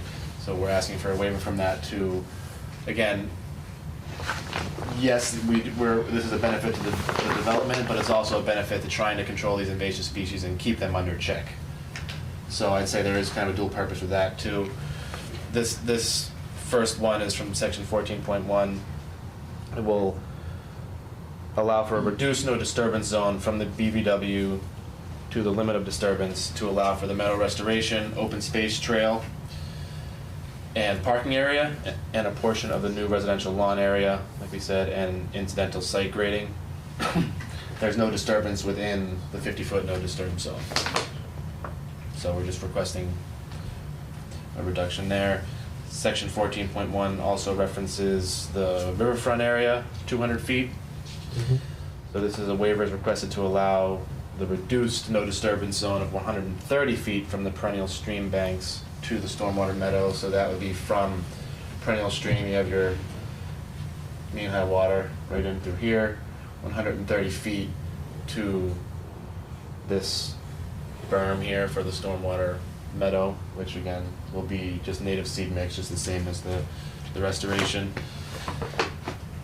The restoration work itself, which we're extending down in this area to follow where the proposed trail is going. The restoration work itself is about 70 feet at the nearest point to the bank, but again, that's restoration, invasive species removal, and meadow restoration. But we wanted to capture that in there as well because it's technically no disturb zone. How do we do that? Because that's a state regulation. Carl? Restoration of a riverfront area is one of the exempt activities, so where we're not going into necessarily clear trees and I'm just asking Development. because there's a path going in there. right. So I'm wondering. Yeah, they're not gonna cut down big trees. For invasive species management, they're going in, they're I'm not just saying for the bulldozing it. waiver. Yeah, they're just going in, hand picking out the invasives, and they're gonna not cut down big trees. We'll pick a path as part of the process that will Okay. I minimize mean, tree yeah, I mean, cutting. if we approve it, it's Correct, okay. yeah. Okay. This is just kind of simplifying it versus marking every single tree. One of the conditions can be that they'll mark that path, and I'll approve it before they create the path or something, some Okay. simple condition like that. You can actually put that in the narrative, save us putting it as a condition, that you'll work with me on the actual placement of that. You'll mark it as the part of the process. So those were the first two. Item C is section 15.1. There's a required minimum setback for any new non-vegetated area or structure. So that's 100 feet to wetlands. So we're requesting a waiver to allow the reduced setback of 50 feet to new gravel parking area. So the 50-foot setback is this orange line, a little bit faint, but right through in here, and then here on this side. Or sorry, actually, this is back here on this. So the closer point is right here. So that's item C, and then item D is the same thing, but for the riverfront area in that location. So required minimum setback for any new non-vegetated area or structure from a river is what it says here is 200 feet. So we're requesting a waiver to allow the setback of 170 feet in this location, which you can see here's your 100-foot setback from the mean annual high water, and here's your 200 foot. So we're at about 170 feet in here. Mhm. So those are the waivers we're requesting. And again, I think it's part of the larger development scheme here with the significant restoration work we're proposing. We're kind of trying to balance both here. So on that note, I'd say just to summarize kind of the mitigation that we're doing on this project, of course, to offset why you may be granting these waivers would be the donation of 33.5 acres of open space, of course, repairing this degraded land within the existing trail network, and then also adding this parking area and a new trail through here. Part of this project is also, like we said, replacing the washed out culvert that's further down here, which will restore an important public connection for public safety and local traffic through there. Extension of the water main, which will allow for a hydrant to be located in here. So this is an improvement for fire protection for Yeah, I residents. was There's going to a ask about house that. across Since the you were street. bringing in water, there needs to be a hydrant over there too, I imagine. Right, because there are a couple houses here. The nearest hydrant is across the culvert, which is reasonable, but this will provide a public benefit there. And then, of course, the habitat restoration and invasive species removal. Has Best. has this gone before the Board of Health yet or not? Next step. That'd be the Okay. next step. Yeah. Right. But we've done all the requisite soil testing. This septic system is sized and located and graded in the way that it will be, but just final design hasn't been done on the septic piece. So I just want to flip to the last page here quickly to show. So this is we're calling the trail enhancement plan. So as some members may recall, and as I described earlier, this area is a really degraded area out back where all the dirt bikes are riding. So we're proposing here to regrade, loam, and seed this area with the specified seed mix. And all of the seed mixes, all the details on this are in the work that DeRosa Environmental did and is included in the notice of intent. The other part here too is that I think the dirt bikes just kind of made trails wherever they wanted to. It wasn't really well thought out. So Typically not. yeah. So I mean, there's more trails through here than perhaps are required. They're not necessarily well graded. It's just, you know. So the idea there would be to all done by hand, not trying to get machines out. In this area, you'd probably have a machine to smooth this out and loam and seed, because it's really, really disturbed and degraded within here. But just kind of when you have these other side trails, to just rake and seed those so that it becomes, and then what we showed here is what you could think of as a trail network to get around, kind of wraps yourself Yeah, I mean, around. Some of the through. smaller trails, if they're stopped being used, they'll kind of fill in on their own. But like that dirt bike track, since they've torn up all the loam and you're down to the sand, that's going to just stay that way. Exactly. Is So- that currently being accessed by dirt bikes? Not much they can do about it, so I would No. think it. I think Well, it obviously, is. we're going to have to post the area with. Oh, that's so effective. Once this house is there and people living there, they'll call the police. It will get cut down. I already suggested waiting to do that to the end, Right, yeah. when there's people like almost living there. That's what's going to stop it. That's You a put a good point. bulldozer in there, that's encouraging it. Once you have a house and a I can playground see stuff. doing all that restoration and then just having it I plowed back already up. recommended Also to do having, it. having a meeting, say, with the Mass Environmental Police and kind of go over.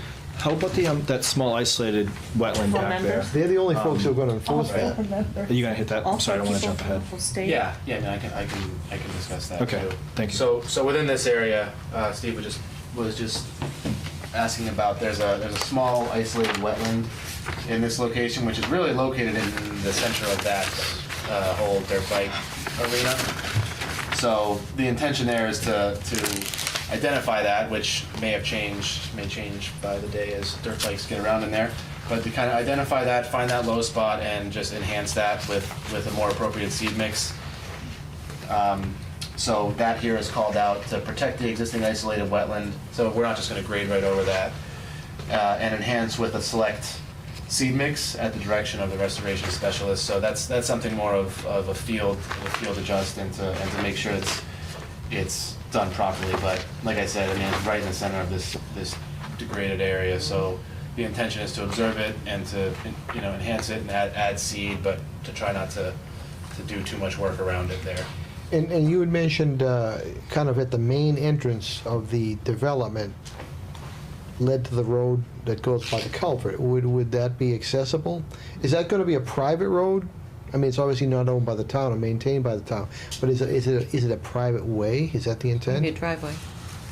The driveway that comes in. Into the condo Correct, association. and the existing driveway that Mike pointed out that goes to the back now will be cut off, because there will be units and lawn area and things in that section. So where people are coming in potentially now with dirt bikes, that access isn't going to be Okay, there. that's what I was asking. We Yeah. do have on the layout a pedestrian trail, a small, short little trail for the condo unit owners to be able to come in to the open space and connect up with the trail that we're creating in the open space. Yeah, that's So fine. they'll have their own little access there. But the road that comes in will no longer be there. So people wouldn't be driving in from the private way and looking to get in there from Correct. that section. That's what right. I wanted to clarify. Right.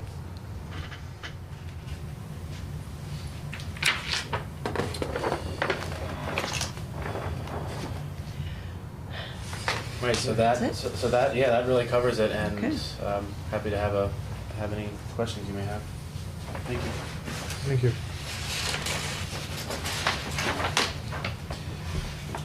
Well, it certainly looks like, from this plan, there's a significantly less amount of impact to the resources than previous versions that I've seen. Yeah. How big are the actual lots in the OSRD? Or is it, In the original OSRD? no, I mean the current one, how big or is it, it's a This is all condo? one lot, It's all it's a one, condo. it's one lot with it's a condo. That's right. That concept, detached condominiums are not as popular in the Northeast, or certainly in Massachusetts as they are in other parts of the country, although I think they're becoming more popular. So you have your single-family home. You're not living in a condo with common walls, which is attractive for folks who want to downsize or whatever. But it's all on one lot. It's a driveway that will be maintained by the condo association, and it's a it's an interesting residential concept, and it works really well on this particular site.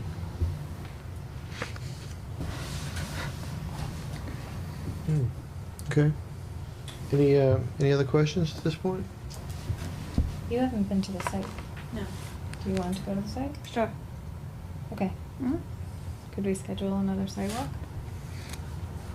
Well, I think, Have you been? You've been there a long time ago, A or? long time ago, didn't we have another, there was a that was, I think Hearing. this is our third notice of intent on this project. there was a hearing Okay. 6-7 years ago on this. Because I think it's changed so much because it changes by the right, day. I'd like to see it again. Well, I think it's probably a good idea. It's just a question of timing. Okay. So not right now? In the It's wet actually slushy snowing. snow? It's snowing out right now. That's what- when we that's what went it- last time. We did. It was snowing. It was nice. It was festive. So I think historic, we do sidewalks, only 1 or 2 people show up. We can also do it where the applicant gives permission for commissioners to go out there and check it out on their own. So I'm just offering options as far as what might be best for everybody, as far as picking a date, or I'm available, I can go out there with them. Or, again, we could contact them and have someone show it to us, but I think What's- sometimes we have this big formal, let's do a site walk, and then no one shows up. And not that that's, again, if that's what the commission wants to do, but if. I we- think you're very familiar with the site, and we could probably just meet out there as long as that's okay with you all. That So we if could individual meet. commissioners want to, you can just coordinate that with me, or. just, We don't need to haul official people out of their beds. Might be, given this time of year, there might be a day that, oh, this looks like a good Yeah, day, it's not Right. bitter This is a cold, and, snowstorm, yeah. one day, we pick in 2 weeks. Yeah, That I mean, would- that would be obviously, fine. I would suggest Best. not doing it, if we're having a snowstorm, don't do it, because obviously you can't see what's. I won't meet you there anyway, so you can schedule you on. Okay, so we're not gonna do our typical vote for a site walk, we'll just do it, and as long as the Ad applicant's hoc. okay with that, okay, That's fine. thank you. And, for the record, the commission, we have approval, we have permission for you to go out there? Yes. Thank you.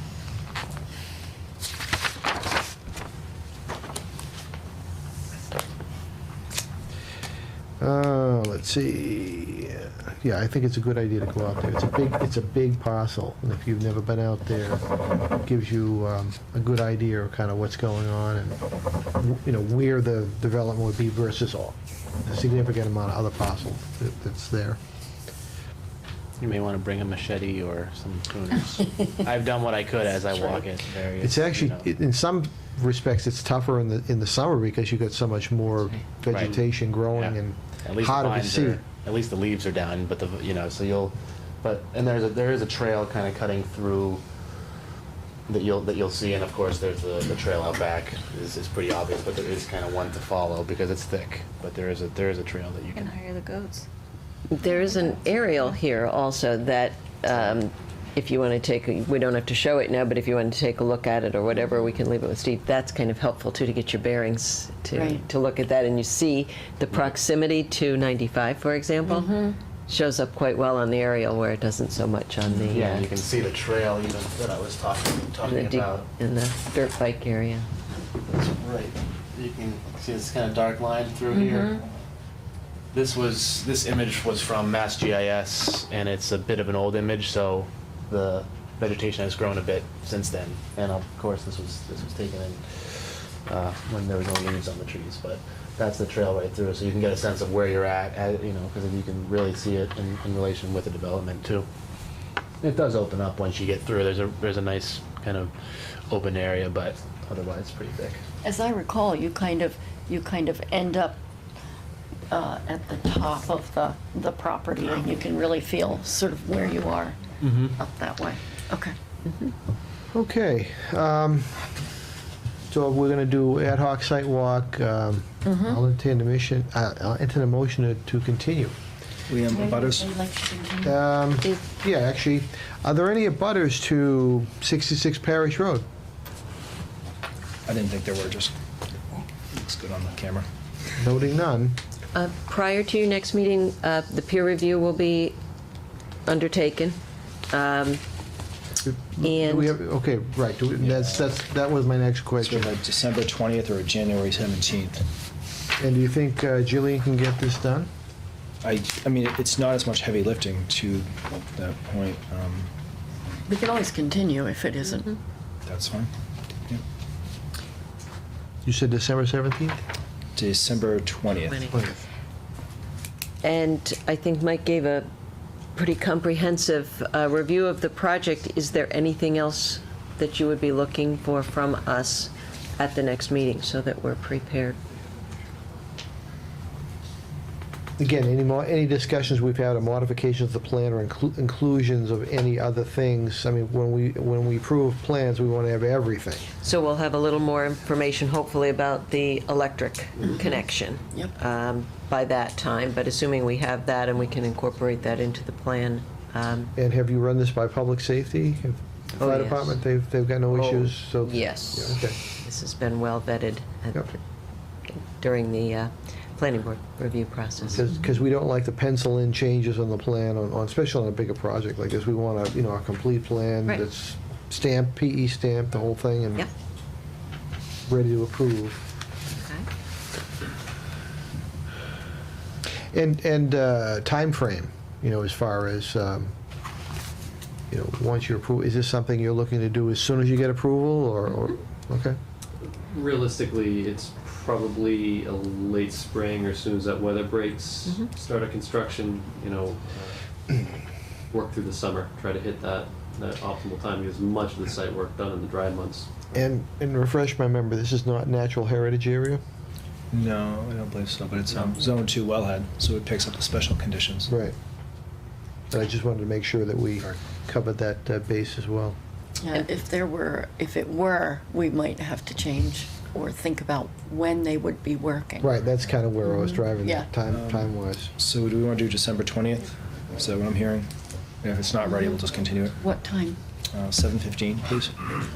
Mr. Chairman, I'd like to make a motion that we continue 66 Parish Road, GCC 2018-23, DEP 1610872 to December 20th at 7:15. Second. We have a motion, and it's been seconded to continue the notice of intent for 66 Parish Road to December 20th at 7:15 PM. Is there any further discussion? All in favor? Aye. Aye. All opposed? All abstaining? Thank you very much. We'll see you then. Thank you. Okay. Thank you. Here it is. I know we always move meetings and cases and discussions along as fast as we possibly can in general, but it has started snowing apparently, and so we want to keep an eye on that for Okay, people's let's safety see. getting home. We have the next one on the agenda is Osage. Osage Road. It being on or after 7:45, I'm going to open up a new notice of intent for Osage Road, DEP 161, I'm missing the number, There's no DEP number yet, at least there and wasn't earlier today. GCC 2018-20. If I could have the applicant and a consultant, if you could identify yourself for the record, please. Yes, my name's Mark Sindoni. My name's John Paulson from Atlantic Engineering. Thank you. Thank you, sir. All right.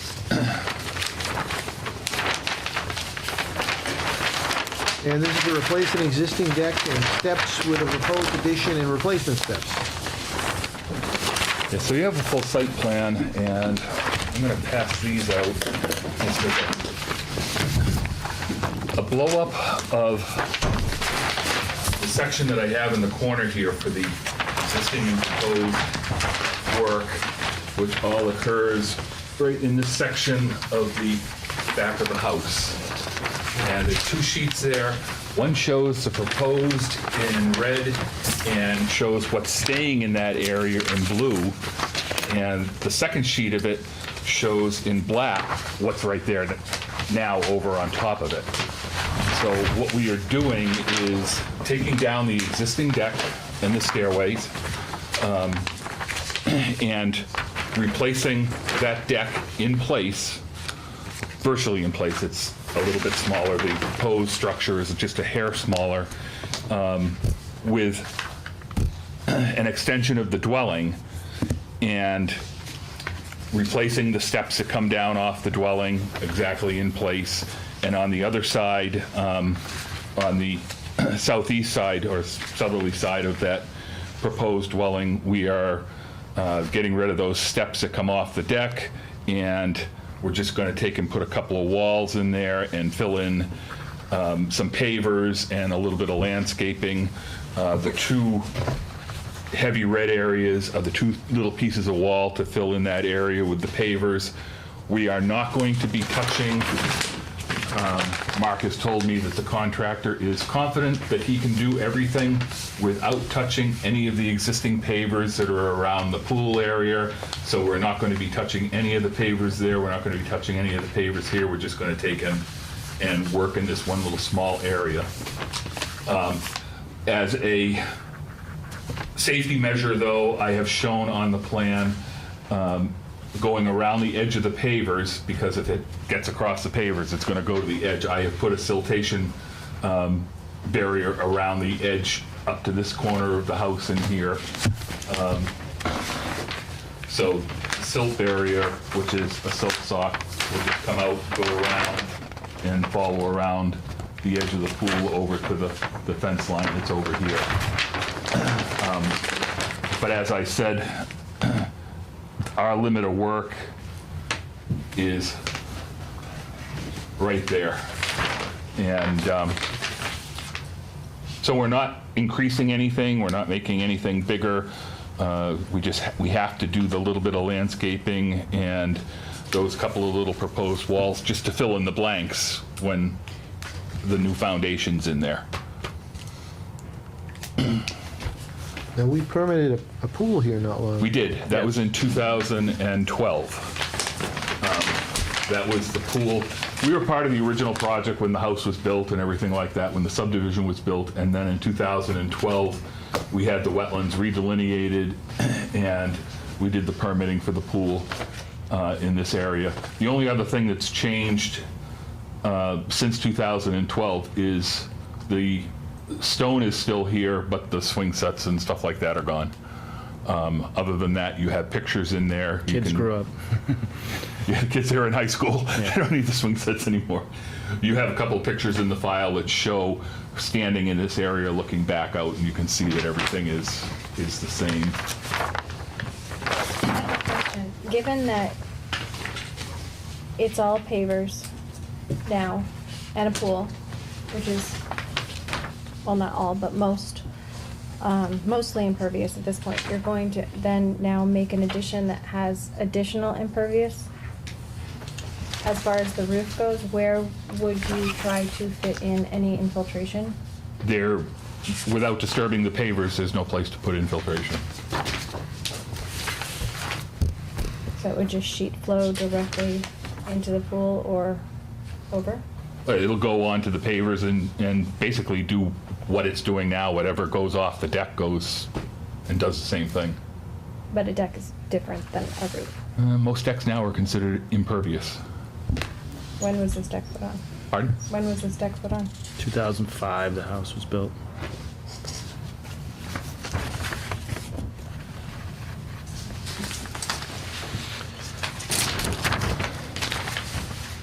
So it's almost exactly the same size as the existing deck. It is. It is exactly. When you look at that second of the two Where will pages. How will the roof angle? I have a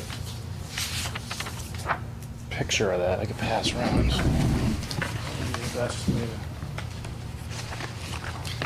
While you're looking at that, I haven't seen a DEP number Oh, I yet. see. So it will be like this. Have you seen a DEP number yet on this? Exactly. I So forgot to look just for that. on this It wasn't there side, this and then morning. This. Okay. will I just wanna make sure I wasn't slope missing off something. Oh, This will I'm come. sorry. This will slope off of that, and then Okay. up here will be To approve the. it tonight, it would be subject to that. No, we can't do it. We don't do that. So it's 2 stories? Yeah. So this will go up 1 story and just is expanding. It's a really small bedroom up there, so it's just expanding the bedroom. So why can you not just have some sort of infiltration that comes off the roof and that just goes right into the ground, into an infiltration like chamber? Yeah, It goes underground into. Well, that's more of an engineering question, right? Yeah, but, Yeah. So to the you know, if we're north. worried about, So why can't the infiltration go into the north of the house? You mentioned there's no place for infiltration. Why can't the infiltration go into the north? Is that grass? We can put something in with the size of the addition compared to the size of the house, compared to the size of the open space on the lot. It seemed kind of irrelevant. I just think, I'll be honest, just from a regulatory standpoint, Sure.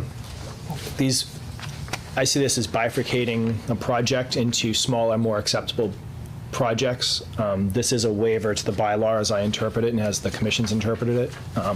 And as such, that's kind of a big deal. Thank you. So I don't think it's insignificant. Without mitigation, I wouldn't recommend approving this project. I can't For believe those that reasons. pool was ever permitted. Well, we did that fairly recently, and at the time, it was kind of like, it was, in my opinion, I was recommending that that's going too far. It's really close. You have, again, existing patio at whatever that is, 25 feet away. The commission's already given away so much on this. In talking to the applicant at the window about this, when he came in to ask about it, I expressed to him, because I tell him exactly what I tell you. I'm actually recommending against this because I think it's going a little bit too far. And I mentioned that earlier. The area is so disturbing. That's certainly not what you told, when we talked, you did not tell me that. I absolutely did, but that's not what you wanted to hear. You might not know what I was saying. I mentioned that I didn't feel comfortable it's waivers. Again, you said you'd still want to take a chance and try to come in and do it, but I would not have said this is. I'm not saying you a big said you were recommending for, but you certainly didn't say you were against it. deal. Okay. So, we're taking this deck here, and we're turning it into a two-story addition. Correct, the right side of the deck will have the second story. This is kind It of, goes up to this roof line, Yeah, just where and then these, the left-hand side will stay. yeah, just this side, Got where it. these windows are, this is a bedroom, we're gonna expand that out a bit. And this, So it's gonna be like this. yes. this is maximizing this site pretty well. But it's no new disturbance. If it's a matter of putting infiltration in, we'll put infiltration in.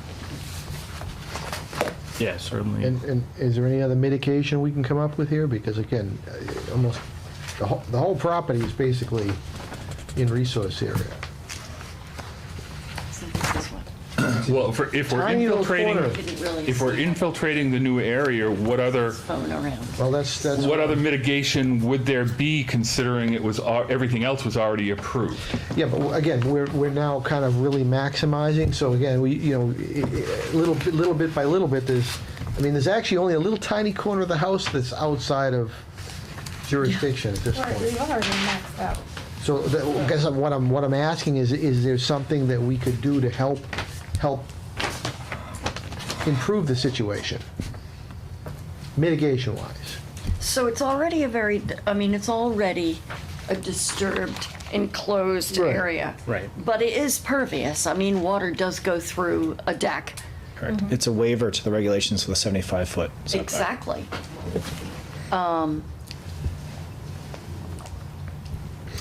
So the biggest change there would be what to do with the flow off the roof, right? And there's no management of that flow off of this deck So currently.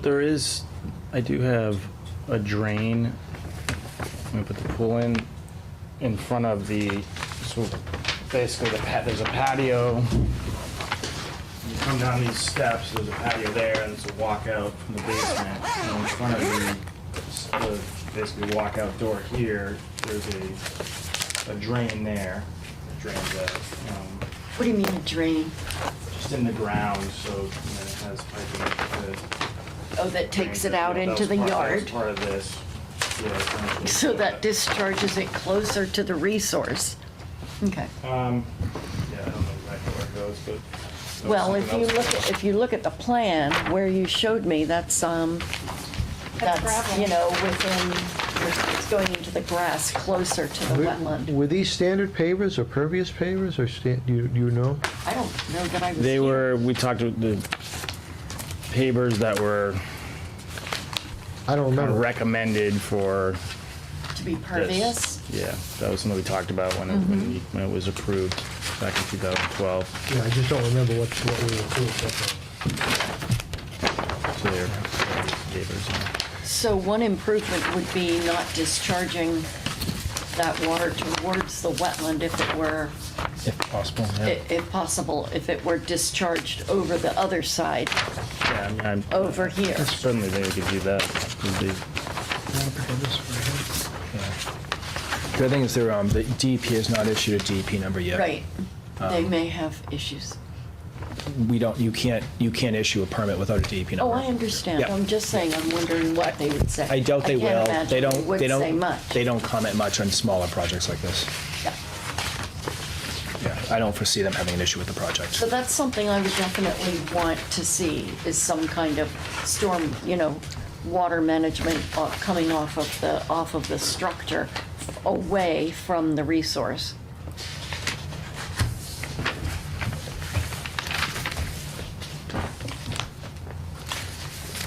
Again, I have no problem doing that. We can't put anything out front because we have septic tank and septic system right over, and Where is that? there, here's the existing house. Okay. And the septic tank and leaching field are out in the front out here. Okay, then, yeah. So with the addition being back here, I can work in this area and put things over here. Just where the 100-foot cuts along the left side of the house. Yes, does your house have gutters on it? Yeah, it has gutters on Do it. you know which way it flows? Is there a downspout on the front side here? There's a downspout that comes right to the left, far left of the deck. Okay, so there's a gutter in the back, and there's a gutter in the front going this direction? Yes. So if you could maybe capture both of them, it could increase the We mitigation. can capture both of those and do something with infiltration. In addition to the... Over in that area, we can catch this one and this one, this downspout and this downspout. This area is closer to the wetlands, so we don't want to do over there. But we can on this side. Yeah, that's the side I was thinking. Do something and catch the front and the new addition and maybe the back. Well, that roof line's going to be changed, so we can catch all of that.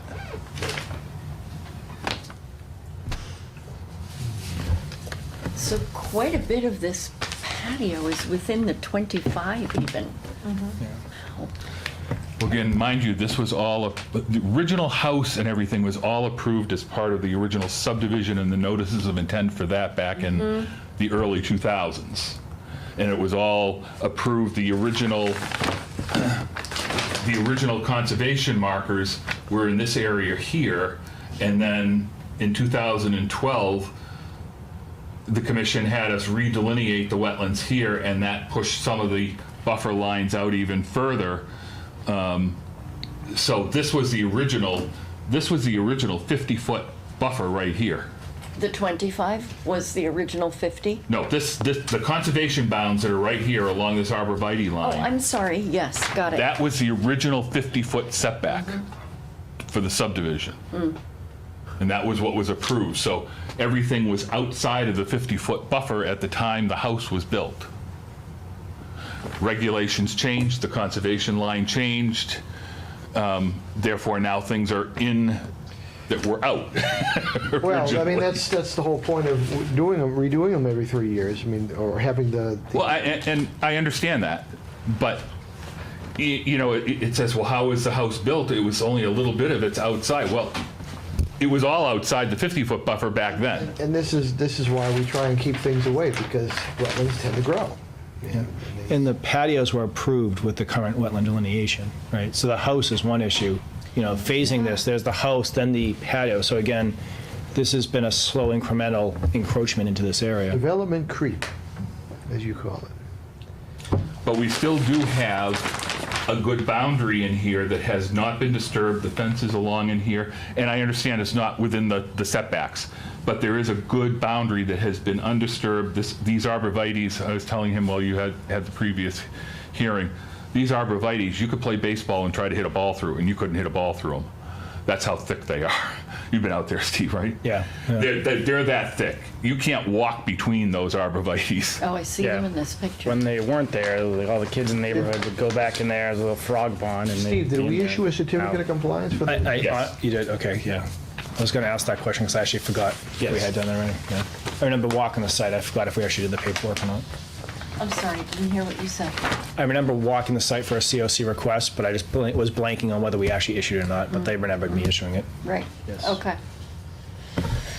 Well, So is there any further development you're planning on this property? I mean, kind of, you know, I think this phase. is it. No, this Well, is phase 1, 2, 3, 4, 5, 6. Yeah, so if I, obviously, when I put the pool in, if I foresaw doing this, You know, I would unfortunately, I would sometimes. have added it in there at that time in terms of the plans, but no, I don't see any other plans. This is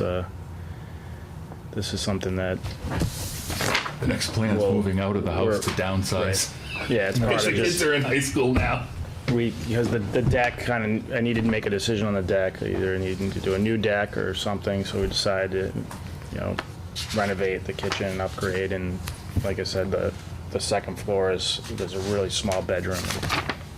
My son's just outgrown that as he's gotten older, and so that's gonna expand that.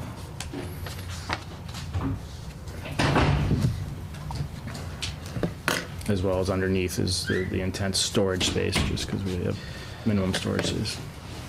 Well, we can't approve it tonight because we don't have DEP number. So the next task is to give the applicant any recommendations or before the next hearing that we want to see. And are there any abutters to Osage Road? Seeing none, okay. So is there anything anyone wants to make as far as additional recommendations other than infiltration? Well, how would you go about doing anything else? Unless the Well- lawn goes away. I mean, you're already at the point of, And that's really why I'm asking the Exactly. applicant too, you know, is there anything they can recommend? the only thing Or that you willing to can do. do is, but that's on the opposite side of almost where you need to be, is the grass. And planting something else and making it something more natural, more, So you're just talking increasing the mitigation to offset the waivers. Is there any invasives out there that need to be addressed?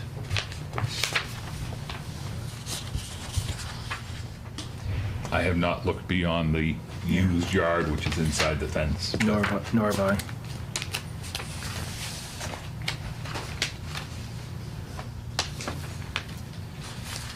As I recall, back in 2012, there weren't any in this immediate wetland Yeah, we area when I was out did a locating test that. with the botanists. Yeah, I don't remember any out there then.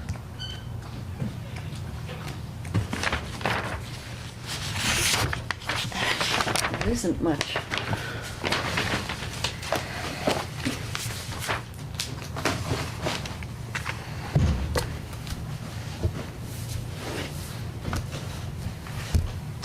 unless we ask for something to be planted in front of the arborvitae's. That's a lower shrub. In front of the arborvitae's? Yes. I think it's going to be kind of too much competition. I don't think. And that was, we had, You'd have to from open the up edge of the pavers. pavers, we had plantings in there already that are sort of part of the rain garden that come down to the main part of the rain garden down at the back. There's plantings in there now. What's in that the go rain down. garden? Just grass? There's plantings. a few plants in there, and it just grows to what it grows to. Not ideal. It hasn't been planted as grass, but it's, It's a bed basically with plants and things that we planted for that. So when you say a rain garden, is it at a lower level? It's on sort of swalish sort of thing? Yes, it slopes down to that area, and it's Okay. just a little bit of a swale in there. And that was part of the prior approval in 2012.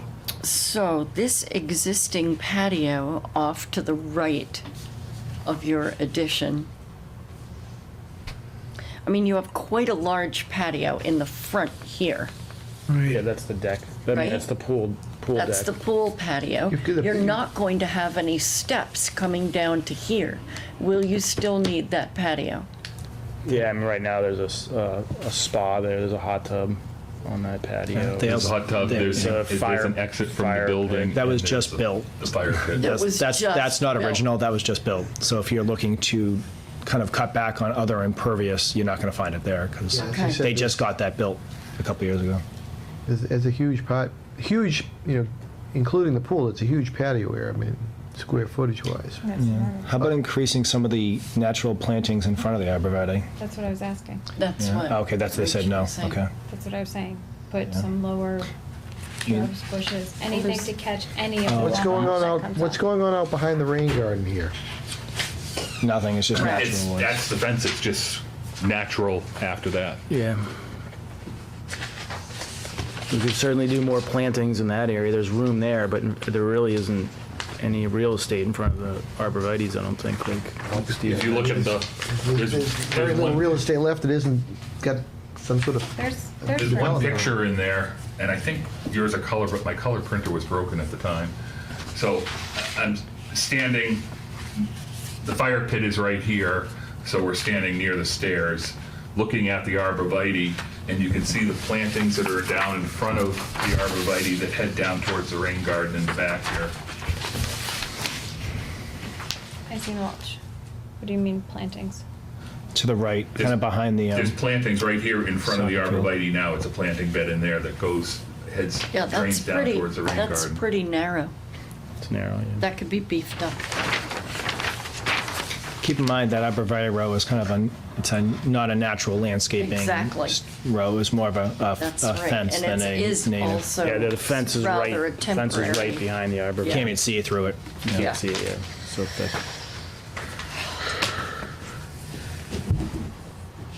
So right now, over to the left, if I'm looking at that picture, there is a spa. You can see the square on the plan. Yep, bottom right corner. It's not labeled, but this is the spa here, and this is the fire pit.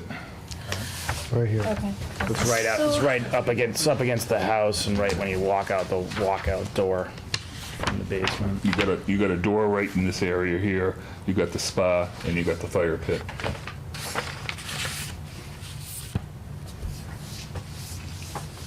So at the moment, the So these water trees off the are deck staying? just trickles through the deck and into the ground. They're not? It's more Going to be- precedence. It's more precedence based It than is. anything else. So you could say that you can infiltrate it. Yes, that helps mitigate some of the impacts. But I think my bigger concern is just the precedent that it's. I mean, it's That's more way, way within. And again, the deck is somewhat. It's not perfectly pervious.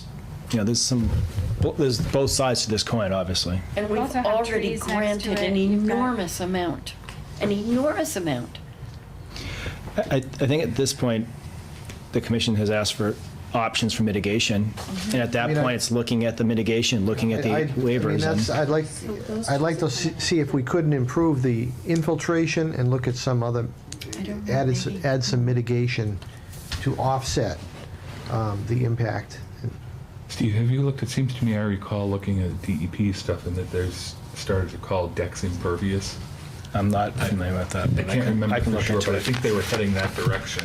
Okay. That they were starting to call them impervious because so many of them were built with the board so close together that they might as well be called impervious. Okay. For calculation purposes and that type of thing. So,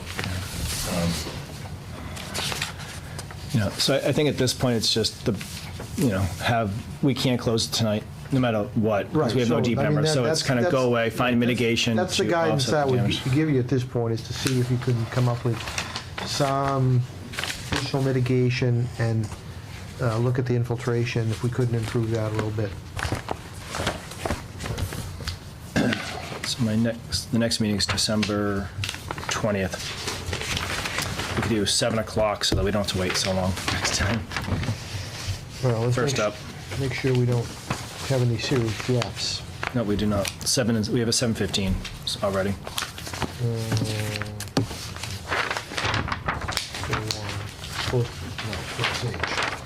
Mr. Chairman, let's continue 4 Sage Road.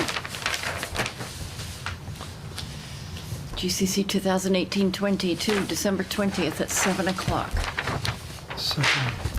We have a motion, and it's been seconded to continue 4 Sage Road to December 20th at 7 o'clock. Is there any further discussion? All in favor? Aye. All opposed, all abstaining. I know you closed it, but can I ask one more question about putting in infiltration? You can probably ask me. I don't think you can ask the question. I was Sorry. going to say, what about putting it, something over in Yeah. here? I think when I made that comment, any mitigation, it doesn't have to be, this whole, it has to be just wanna right make at sure the the point of buffers- source. I just want to make sure the buffers and stuff like Yeah, that. that's fine. Yeah, Whatever you can come up with. We'll come up with stuff then. please, you feel free to communicate with Steve in the process, before the meeting, flesh some of these things out.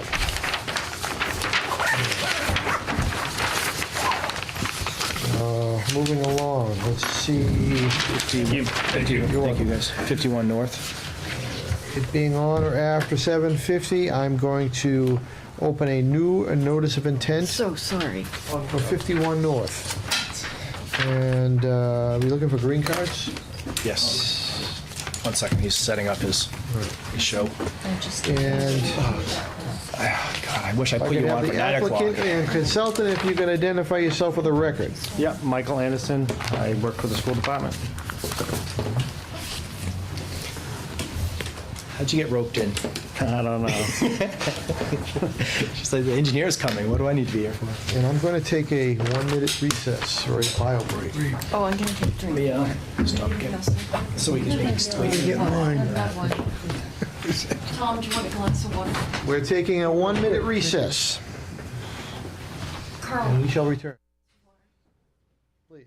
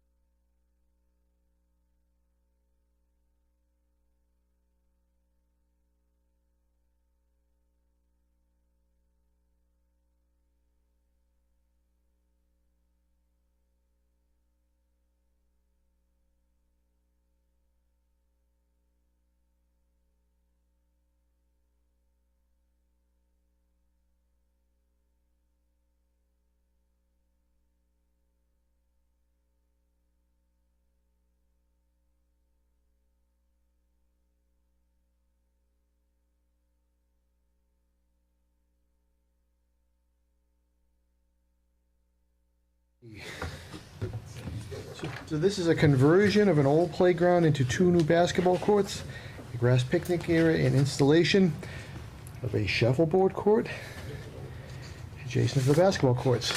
Yep. So why don't you walk us through this, please? Green cards. Green cards.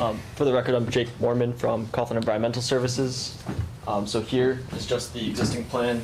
In the yellow, that's the what was or used to be a playground area. Currently, it's just disturbed land, dirt, overgrowing with some vegetation. There are wetlands, so that's this line here are wetlands, and Penn Brook. This is the bank for Penn Brook running out here. We have the offsets, so we are within the 200-foot river offset and some of the 150-foot offset there. And this is the 100-foot wetland buffer, which runs about halfway through the playground area. This is all behind early school. Then the rest of the field here is just a grass field, grass playing field. And there are 3 trees and 1 stump. And I can show you more of that, plans for that. Proposed sheet. So these are proposed conditions.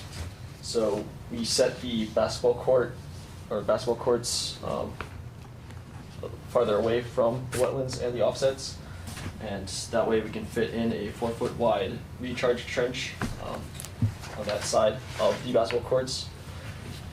And so there's a detail on the plans here of the recharge trench. It's 3 corrugated HDP pipes encased in stone, wrapped with a geotextile fabric.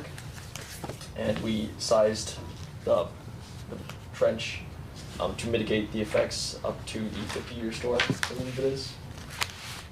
So those are the 2 basketball courts placed next to each other. We're also limited with moving them because this needs to remain, I believe it's a field hockey field?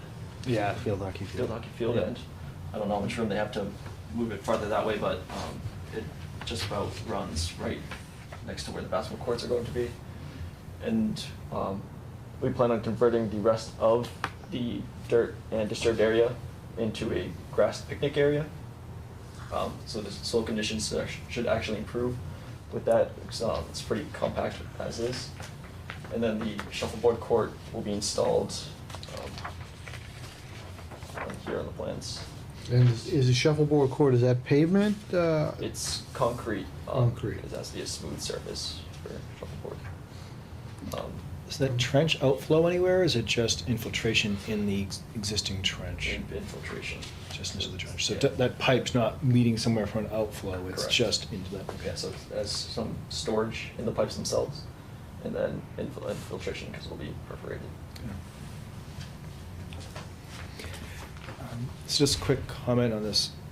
It is requiring some waivers to the bylaw. It is a town school project, but we'd like to look for mitigation. And one of the only options I kind of thought of for mitigation on this site is potentially trash removal.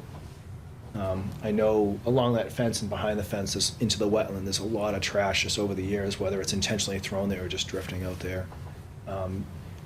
The other side of the fence? Both sides, Oh, okay. yeah. And it also looks like whoever's doing the landscaping is dumping a lot of their organic debris along the fence, which is, creating, again, it's organic, but still it's not ideal how close it is.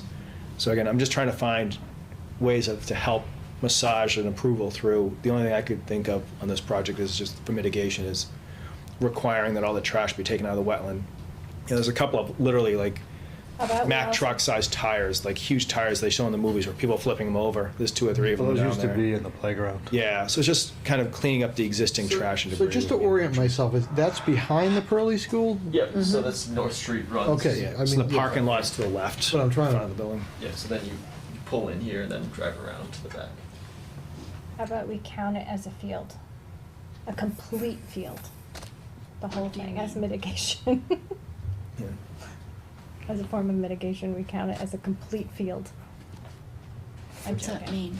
I'm joking. Oh. Because as So- always, we need another field, just count this Oh, whole I thing see. as one complete field. Gonna say, if you take a field away, I'll probably get killed. Yeah. How do you maintain the grass on the playing fields? We cut it. Do you put chemical, like No. grass chemicals and lawn chemicals and stuff on I there? mean, we overseed, we aerate, and Mhm. overseed, but we do not use any kind of chemicals. Okay. Laura's trying to take away something from you. I was thinking maybe you I could can stop see. doing that, because it is We're right regulated next by to the the Department of brook. Education, what we use. So most of what we're looking for is mitigation to try to help make it more palatable. Yeah. And there's not much you can offer. We can't really pull it out any further because we would take away from the field hockey field wouldn't be long enough. Oh, that's the field hockey field. Yeah, You're and there's right. some safety concerns. You want a little extra real estate. There's so maybe you like don't want 5 running feet into between the this. hot top and the end of the field, or if Right. there was hot top. Yeah, there. so I think I talked to Dan on the phone last week about some kind of reshuffling this around, and they really tucked it in there as tight as they can. I was trying to get 5 feet to create more of a buffer so we can do some planting, so some more drainage, and it just doesn't exist, at least with 2 courts. One basketball court. That's, So it's a 4-foot wide trench or swale sort of thing. What will be in, I'm sorry, there's a pipe in Yep. the bottom of that trench? Yep, so there'll be actually 3 8-inch corrugated and perforated HDPE pipe that's encased in stone, and then that's all wrapped in a geotextile fabric. And that runs this way along the edge Yep, of the, that'll be that's there. along the long Mhm. edge. So, I mean, hypothetically, it's more than was there before, Right. but before it was a little bit more pervious, so it's not ideal. Right. Wood chips. Yeah, and it's not doing, I mean, the 50-year storm is, it's not, they don't have enough real estate to really design it for the real storms, so it's, we're handling a 50-year storm. For a big subdivision, that's laughable, but I think they're just trying to do the best they can and offer what mitigation and what protection they can offer. It's definitely not ideal. Is there a reason there have to be 2 basketball fields? Just playing devil's advocate here? Well, the purpose is they have a lot of, what they want to do is, in the upstairs of Pearlie, they want to put like a rec center, a teen center, and the basketball courts would be part of that. But So teens and elderly people and preschool preschool? will all be at Pearlie. Isn't that great? You can get Not the- so much the teenager part of it. Why? But, I have them. So do Kids love to play Nice. shuffleboard. Yeah, they totally love to play shuffleboard. I guess when they have these, I'm not into it, and my kid's are little, so I don't know, but they have basketball competitions where they play multiple teams at the same time. Are these courts going to be fenced in, or are they just going to be open courts? Just going to be open courts. You might want to put a higher fence along that swale, because you're gonna lose a lot of basketballs into the wetlands. Yeah. Wait a minute, And you will have where a are those trash tires? problem. The big tires are already in the wetlands? They're not in the wetlands, they're in this side of the fence. So the fence is pretty much that brown line where their infiltration is. There's just a pile of like, It used to be in the Ants. ground, and kids would climb in them when it was the playground. so when they pulled the playground up, they just pushed them to the side. They didn't dispose of them properly for whatever reason. And then it's a pile of like all the mums from last year and any like landscaping vegetation just piled up. Then if you jump the fence, that's the other thing. I delineated this wetland. It's an assessment to the best of my abilities. These type of projects, it would have cost a lot of money to have it delineated. It is what it is. It's a town project. So I happen to know what's in those wetlands more than typical because I delineated them. And it's just a lot of debris and trash and not The necessarily. fence is the property line, so. Oh, it is. The other side's not. The other side is not school Why property. doesn't the school dispose of this stuff properly in the first place? We can dispose of the tires, that's not a problem at all. Yeah, it's easy. I wonder if we We could just ask. broke this playground down.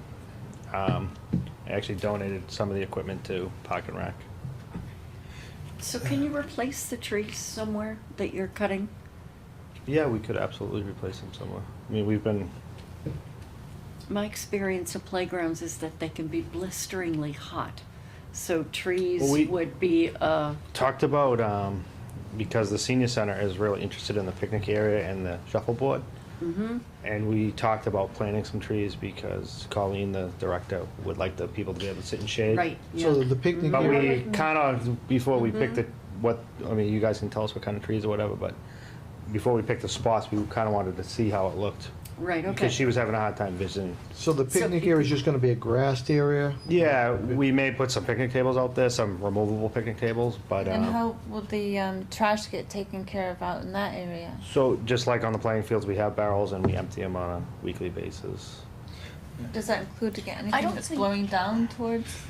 The fence is preventing things from blowing in, and I'll be honest, most of the stuff on the other side of the fence is small, like balls that got chucked over it that no one went after, and a lot of it's older, probably trash. So it's one of those things, if an abutter is okay with us cleaning that up, I still think it's a reasonable mitigation if it's something Yeah, that we would needs to be considered. clean that up if long as Yeah. the neighbor would let us on None the of it's, property. yeah, exactly. We just have to get written permission that it's okay to enter. None of this is heavy equipment, it's just trash. There's just a lot of debris down there. I definitely think putting trees in. So I mean, you can, Improvement. you think they'd be okay with some tree placement? Yeah, Working yeah. with me on it? Yeah, we Okay. could work with you on that. Okay, so we can always condition it. I mean, Colleen the wants to problem add is trees for them for the to be picnic really area. effective for shade, it's going to take us still a number of years because you're not going to put in gigantic caliber trees, shade trees in a new Right, project. which is like why we this. should ask for not whips. But we, I mean, you can offer that's a flexible option. I mean, No, I'm not flexible on the whip. Okay. Sorry. So It has bigger to be bigger trees. than- What is than- that? A whip So is like a to- tiny yeah. pencil-sized Oh, twig okay, yeah, that we you would- stick we in. would- You'd put that. have to wait 25 years for Yeah, it to yeah. generate any shade, so. Yeah. so But it's, you know, it's a lot more difficult to transplant bigger trees, obviously. so as far as Full size, mitigation But they're getting two basketball courts. for future. Which is So why I'm saying let's count that as something.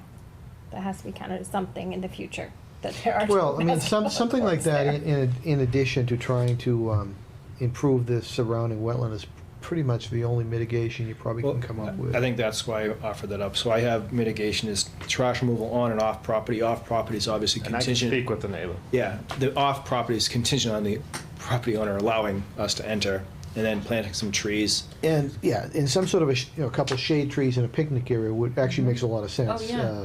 Yeah. Sitting You're at a just gonna picnic have table. barbecues and stuff on Yeah. a regular basis, so I think Yeah. they would really enjoy. Right now, they're having them on the hot top, because it's all hot top behind the school, in case you haven't been back there. And so it's just those two mitigation options and not accepting the wetland line. As I see it. Are there any abutters to 51 North Street? There are none. Seeing none. Let's see. Well, if there's nothing further. I just have a question. You certainly can ask it. Sorry. I have to just. Why can't that be a half court, basketball court on one side? Just so we can. a half court? Well, they can do practice and jump shots and layups and all that stuff with a half court. They don't have to have a full court. It's sort of more of a pickup game, like you can warm up. I am the Grinch when it comes to this stuff because there are fields for everything, and when you're going to add this, and there are proposed fields in other places too, and proposed basketball courts in other places as well. I'm keeping it all in mind when I'm thinking about Cumulative effect. the cumulative effect of everything going in all these different areas. It's a lot. I get that. I'm just wondering. Working why. in a school and watching kids enjoying playing basketball and That's great, but et that's a cetera, and preschool. knowing that having a center where kids can go and hang out and play basketball, et cetera. I mean, they already do it at American Legion, Yeah. right? But is that actually going to happen? I mean, I'd love to see that happen. It's also a pretty disturbed area at this point. I know it is. I mean, Max went to school there, but I'm still at the same time a little at the ask. Do you know what I mean?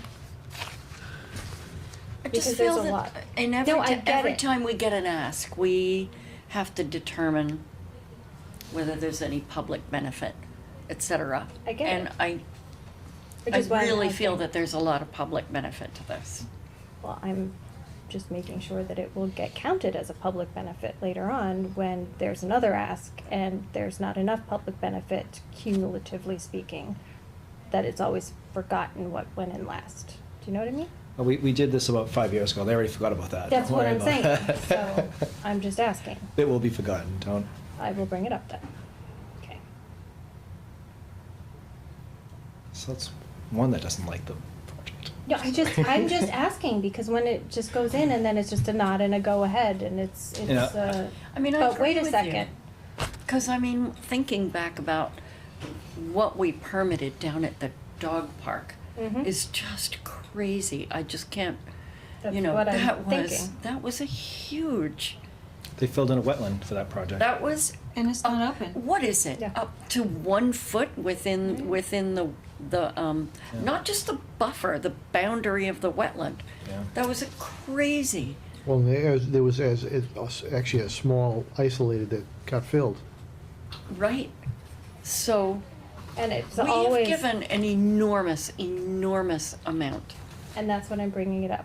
I don't mean to be grinchy, but I'm bringing it up so that it's in the public's mind again, that this isn't the first field, it's not the last field, it's not even the 25th field. This is a lot that's going on.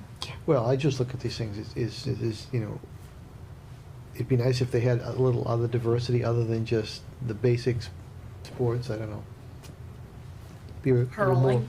And a little more shuffleboard, original. shuffleboard now. Shuffleboard. Skating rink, I don't know.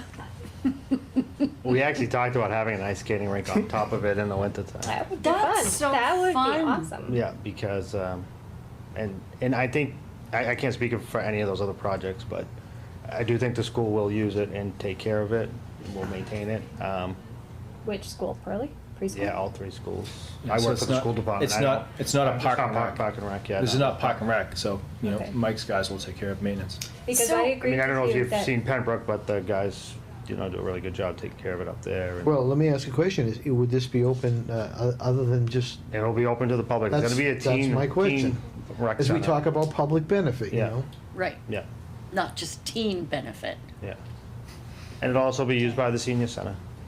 Right. I mean, maybe not the basketball court, but, You never know. Well, that's my Yeah. question. When is the teen center proposal well, going? the hours, I mean, there's nothing solid yet. This is That's all what in the I'm beginning asking, stages. because I but- love the idea of everybody together, So and that's why I want it I clarified. think the teen center whole thing is so that there is diversity, because there'll be Okay. all kinds of stuff going on in Pearlie if the plan, as it stands right now, goes forward. But the teen centers, the idea would be that it'd be open like 3 to 9.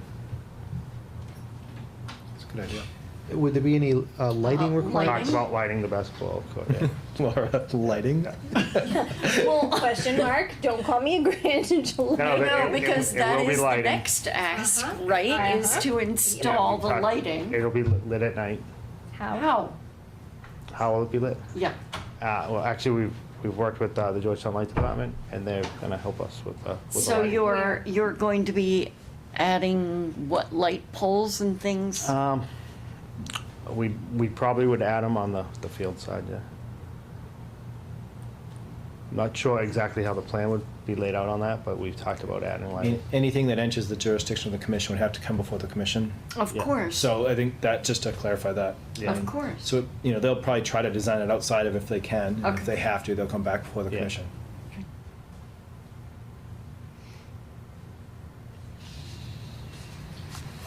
So if it's lit, you can ice skate at night. And Laura, you can walk there and skate there. Could. Actually, at the North Andover Park, they have it fenced in and they They do play have ice. roller hockey Oh, really? or whatever on their basketball Oh, court. that's a good in idea. the middle there, yeah. Yeah. That's kind of cool. Diversity. Just in the interest of diversifying, right? I like that idea. Be original, Mhm. other than just the standard fare.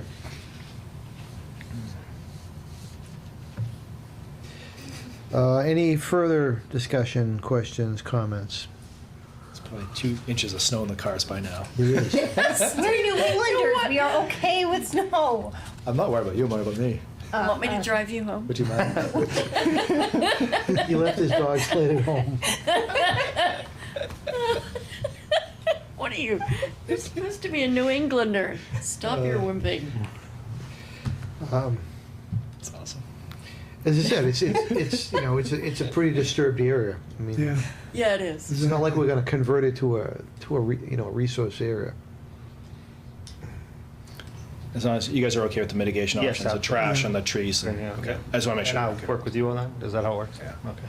Mr. Chairman, I'd like to make a motion that we accept the NOI for 51 North Street, DEP 1610871, GCC 2018-21, with the mitigation plan to replace the trees that are being lost with a decent sized not whip replacement tree, that the trash and debris is cleared on and off the property, and that we do not accept the wetland line. Second. We have a motion, and it's been seconded to approve the notice of intent for 51 North Street.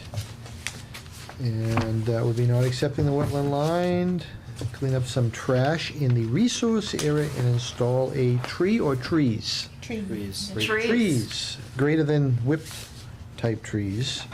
3 trees, correct? Is that- 3 Pardon? trees. Did you say 3 How trees? many are you There's- taking There's down? 3 trees there, that's why I'm saying that number. Please. Okay. Okay, 3 trees. Any further discussion? As far as lighting, you're using the standard fair lights? Yeah, we would use, Well, we can't approve that now because it's not shown. Hmm? We can't approve It's, that. it's not being proposed right now. That's a future project. Okay. All right. All in favor? Aye. Aye. All opposed? All abstaining? Okay. Motion carries. I'll entertain a motion to close the notice of intent for 51 North Street. So moved. We have a motion, Second. and it's been seconded to close the notice of intent for 51 North Street. Is there any further discussion? All in favor? Aye. All opposed? All abstaining? Thank you. thank you very much. Thanks, Have a great guys. night. Thank too. you very much. All right. So we near the end of this.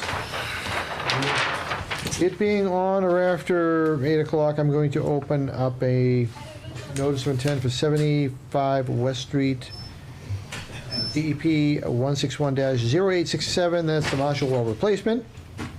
And I'm going to concurrently open up the, They're actually kind of separate, Carl. All right, We'll all keep right. them separate for now.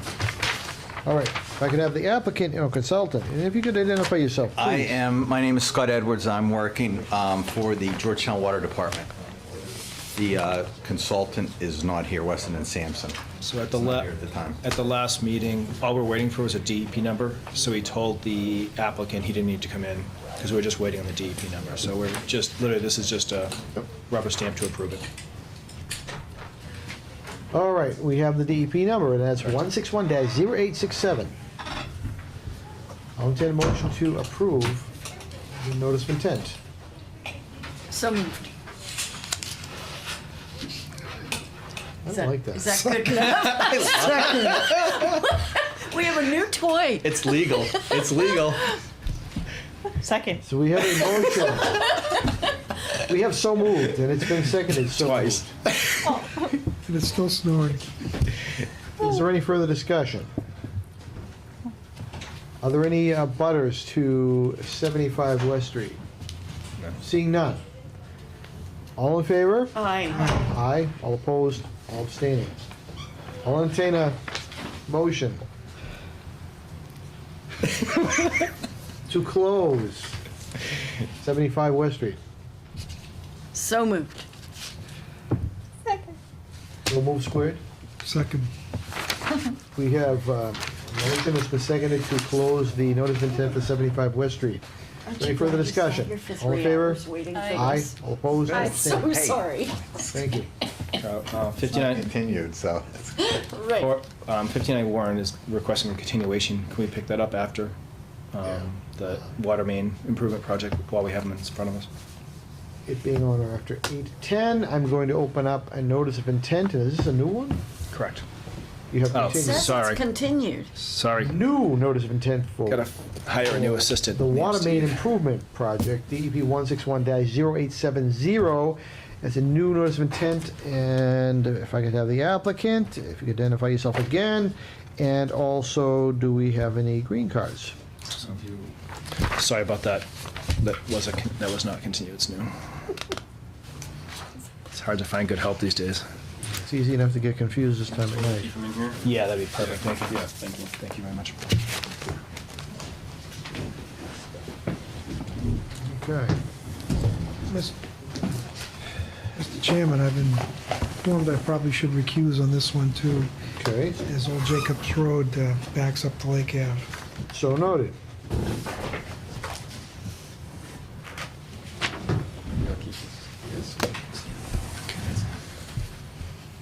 Okay. Gentlemen? Again, Scott Edwards, Georgetown Water Department. I'm Dan Beeson with Ty and Bond. Rick Canavan with Ty and Bond. Okay. Walk us through. All right. So I'm a professional wetland scientist. So I'm talking to you about the resource areas. Generally, this is a water main replacement project. There's some section of new water main. And I guess just to give you some context, I'll say, but obviously the engineers can weigh in that this is a hydraulic improvement project. So looping water lines helps water flow through water lines better than having dead ends. And hopefully that's getting it right. It's either replacing old lines, and there's a little bit of the hydraulic improvement part. The resource areas that this is an overall site plan. The project as a whole is including additional water line replacements outside of jurisdiction. The plans that we're submitting to you include the areas that are subject to jurisdiction. A lot of those areas are still exempt because it's replacement of a utility line, existing utility line in roadway. There's, as I said, a short section of new line through a space near Pentuck Pond, and then there's a directional drill underneath Penn Brook, are sort of the two big resource areas and where the project's going. So you file them all as one NOI, even though they're all kind of all over the place. it's a single job. I mean, you're gonna bid this all as a single project, right? Correct. Yeah, so it's kind of like the highway department, they do. Yeah, it's just kind of unusual because they're not contiguous Well, property. there was a study done that looked at water quality in Georgetown, and there were recommendations made to do various improvements within the entire water system, which is within the entire town. Oh, I'm not disputing that. I'm just looking at it from a filing standpoint. I mean, normally, like, it'd be like if I were building houses and I were building them all over town and I filed one NOI and say they're not contiguous. It's kind of, you're looking at it from like a water loop perspective. I'm looking at it from like an address perspective. But the entire town has water throughout the entire town, so it is still part of the same system, which happens to be throughout the entire town. So they are all connected because it's the entire town. utility projects, whether it's roads or power lines, water lines, like, they don't fall well into a single lot or connected series of lots. So that happens frequently with, like, the butters, because, or even where you record the NOI, because the projects can be tough to fit into the context that you're normally dealing with for, hey, someone's working on a single lot, whether it's commercial or residential. So The majority of these lines that we're replacing are already existing, so they're pipes in the ground already, and we're upgrading them, with the exception of one area that Rick will explain near the lake. Yep. So there's, I guess, right now though, at Summer Street, this is a section where there's an existing small bridge or culvert where Pembroke flows underneath Summer Street, conveys Summer Street over Pembroke, depending on how you want to call it. So that has, all the resource areas, basically land underwater, bank. There is BUW not directly at the road, but adjacent, so that the project's in different streams. So there's riverfront. You have local resource, a number of local resource areas. Exactly. So picture So of it there. this is that. Thank you. The work is all entirely an existing roadway going on either side of the culvert, and then there's a directional drill that's going to replace the line. So there's an existing line here. It's going to replace that line by going underneath the culvert span.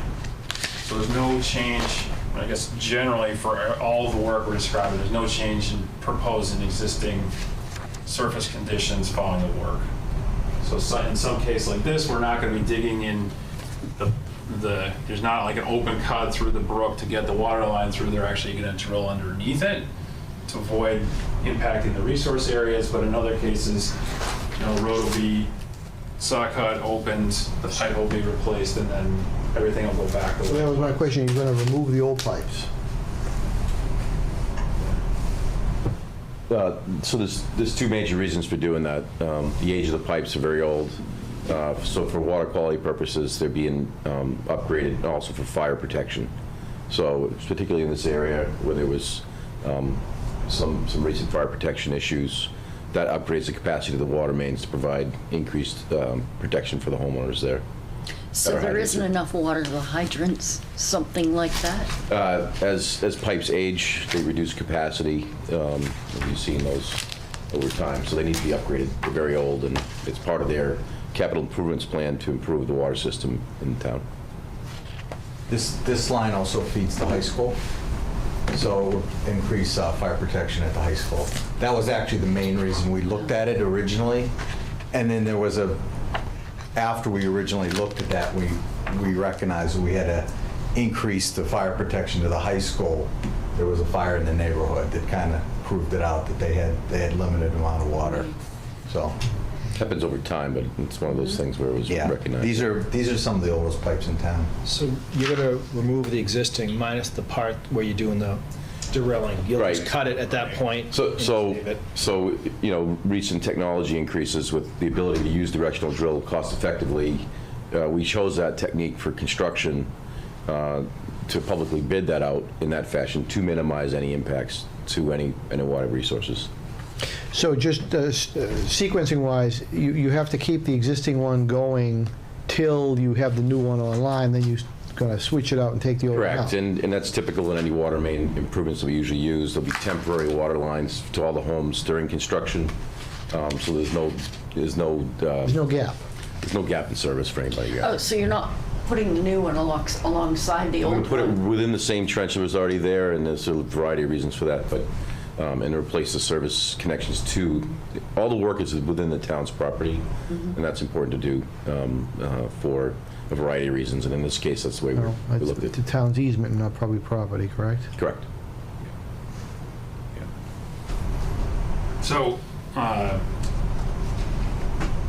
guess the other directional drill spot is this is the section near Pentuck Pond that is the one section where it's not an existing pipe in an existing roadway. So the town has an easement all the way along the pond there? Correct. Where that footpath is? Exactly. This is an area where there was no pipe constructed way back. There was no good method to do that. Again, with this type of directional drill, very minimal impact, and this provides a significant loop which increases hydraulic capacity on both sides and as well as improves water quality tremendously. So this was identified as the highest priority improvement for a water quality perspective in a past report. How deep does the trench have to be? Yeah. How deep does it go down? Approximate details. So this is the obviously below the frost line. It's well below that. Yeah, so typically water mains are 5 feet deep. When you do a directional drill, it actually has to make an arc to reach the 2 points, and so we specify minimums. And so we always want our water mains buried at least 5 feet around there, so it doesn't, there's no frost impacts to that. In this case, I mean, I guess, you can look, but so that's 800 feet long. It is, I guess, still, be a minimum of 5, right? It'll probably be around 10, I think, in that area, if they can get enough shallow. So are you directionally drilling through the woods here? Is that how you're doing that, or are you going to trench it? No, that one is all directional drill, so they're going to set up.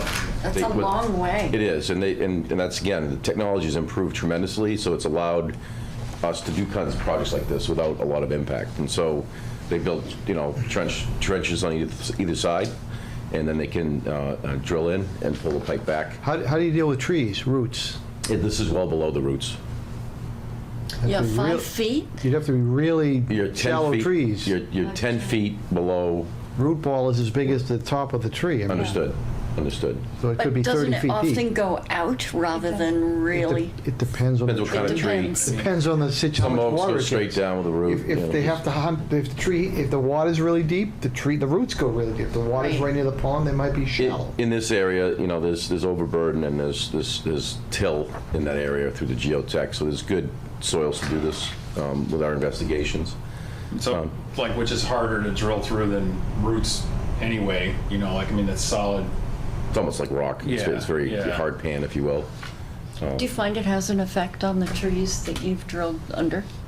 And this is a smaller pipe, but this is And this the is 8-inch. This is the space that's already got a lot of, you know, I mean, there's trees around. And I guess the part of it is that if you were cutting an open trench, you know, that can damage a tree if you take out half the, I was gonna say 6-8 feet down, it might hit a root, but it's only hitting it 6 inches around. So if it hits one root, you know, I think it would be fine.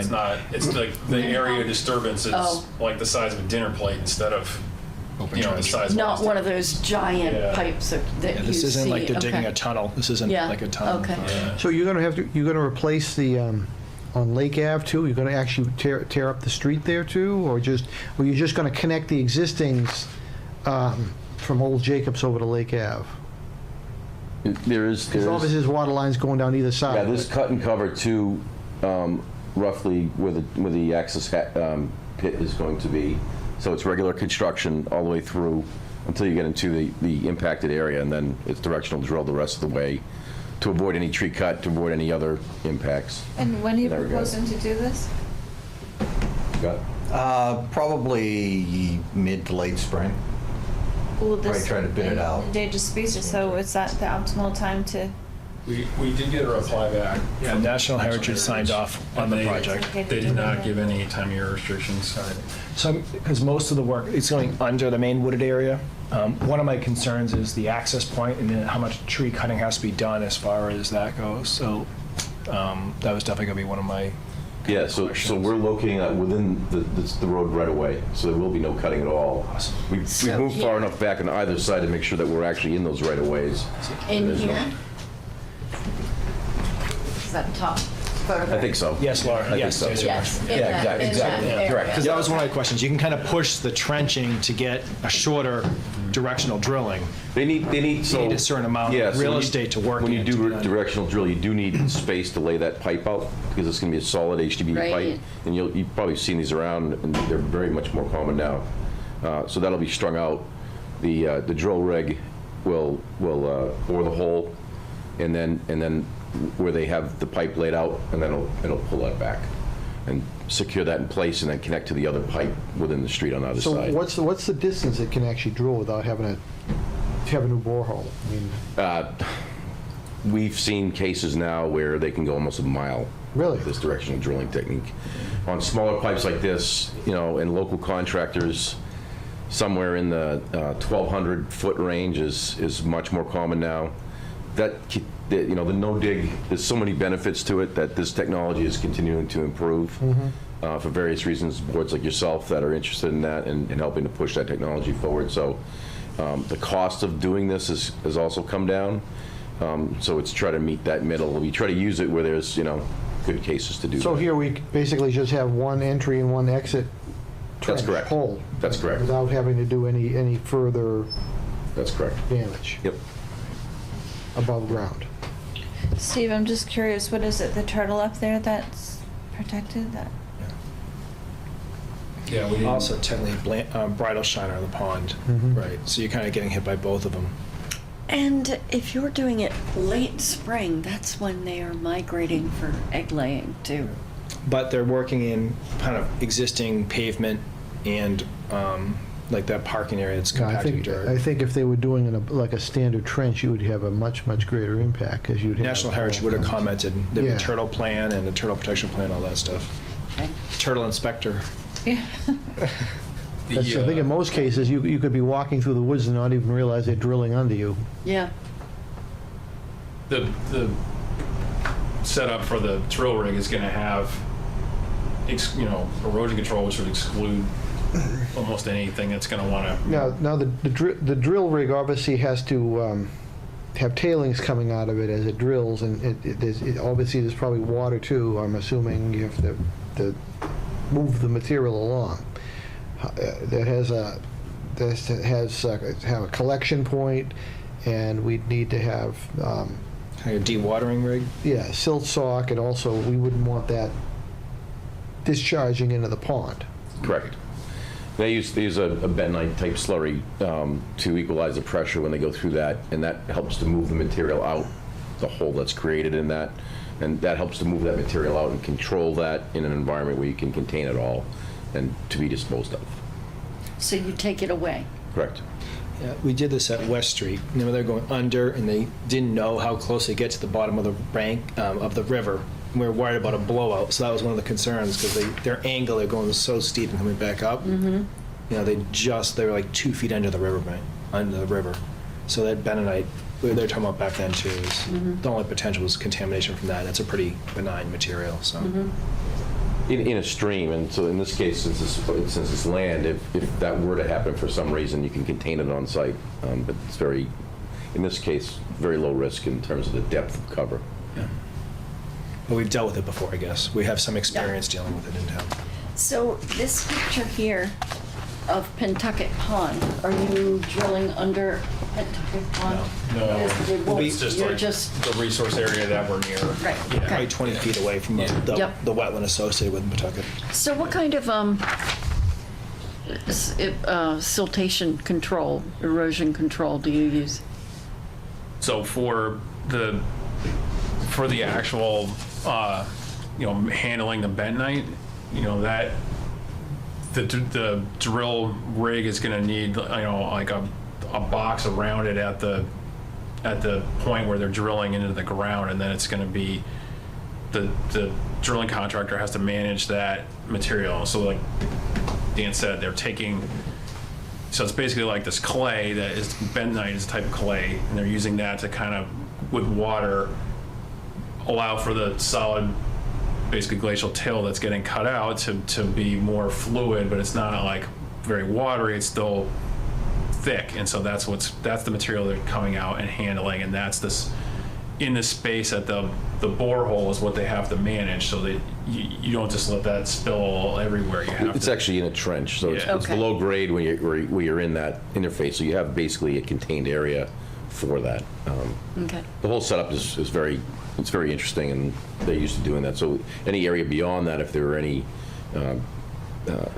people walking in, and the crews that are operating it, the contractors that are operating it, that area is contained as well. Yeah, exactly. That has to be. And what about when you're running down the road with a deep trench? How do you protect the sides of the road? Like, so when you're coming along here and you're trenching down here, what kind of siltation are you putting Well, along the typical side of the road? techniques for contractors through excavation, they use trench boxes to contain that. Oh, you're still using trench boxes there too? If you're over Okay. if you're over 5 feet, you're required to do You either that. have to feather it out, which takes a lot more difficulty because you're going to make it really wide, or you have to use a trench box for OSHA. Okay. For collapse I think purposes. Laura's asking more for erosion control. For Do you erosion use silt control, sock yeah. or wattles, hay?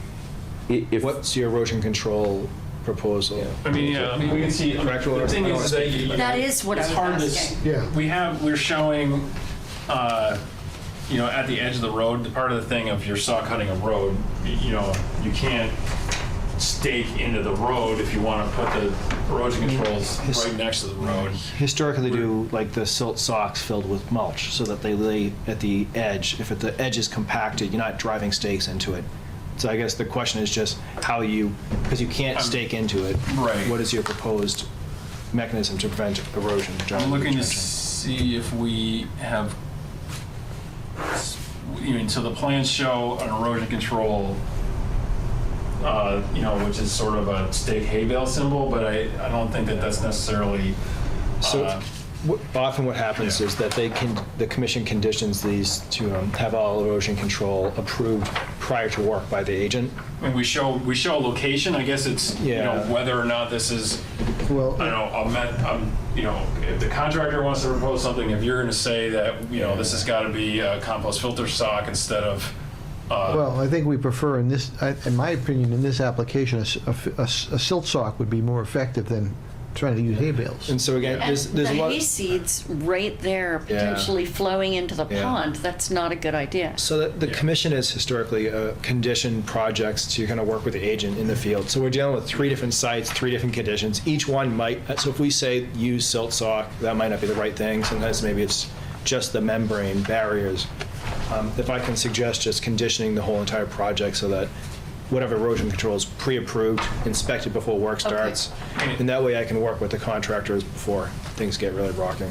The plans do show erosion controls on both sides of these roads the whole way, so, you know, when this is bid, it's not gonna be, hey, you know, or and for your approval, I mean, the erosion controls are on here, so if it's a matter of specifying type by location, it would seem to make sense. Often Would the be contractors come into my office during the pre kind of meetings and discuss, because most of them do not want to put hay in silt sense. They hate it. It's way more work versus hiring a contractor to blow a sock out. Right. Yep. So they come in all the time asking, can we not do this? So I'm okay working with Because them. we don't really like those hay bales. It works anyways, yeah.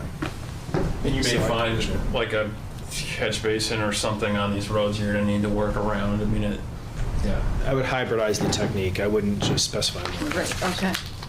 Well, normally we'll say to be, adjusted in the field as necessary with the agent. So that's the only condition I would put on it so far. Any additional questions, comments, I concerns? forget where High Street is. Where is High Street? It's at the end of Summer. You go up Summer and then it turns right onto High. Oh, And it goes like there. toward the high school. Right. Okay. It dead ends right before the Yep, high school. yep. This corner here. It's the top of the hill. I get it, okay.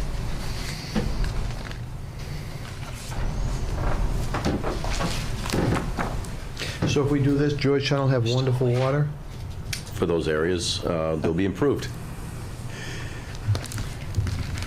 Just to note, the contractors that do this kind of work, they're pretty specialty pipeline contractors that do this work all the time, and water mains are always impacted in this kind of work because of where homes are typically at, so. How long will it take? This construction project is going to take the whole season. Because there is a specialty contractor involved, which is the directional driller, you'd have a general contractor and then the specialty contractor, so we like to give them a little bit of leeway to make sure that, they have enough time to get a good sub with them to do that work. So roughly this season, if we could get this bid out and begin, with the good weather, most work is road work is usually terminated at the end, this time of year where there's no more asphalt available. So there's trench cut out there. You don't want to put temporary paved back. That usually terminates the end of the season. So we want to maximize that to give that. This work shouldn't take that long if everything were perfect and everybody set that up.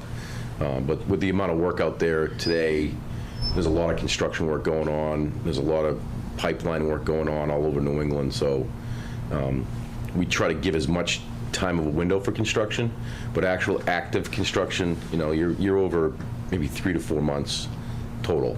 But we give a bigger period of time for them to do the work. Are they all dependent on each other? Or can you do them? They could do 3 crews that could go in here at the same time if they Right, wanted yeah. to. And that's another way to, get good competitive bids to keep prices down for the Do you town. know what the existing pipes are made of? Are they iron? There's cast iron mains out there. Any transite? There's no transite for these sections here. At least that we know of. Obviously, as you said, older pipes, very common back in the 60s and 70s. Yeah, these are actually 30s. Yeah. These are like some of the original. Cast irons. Transites were more common during the war, when they weren't using metals.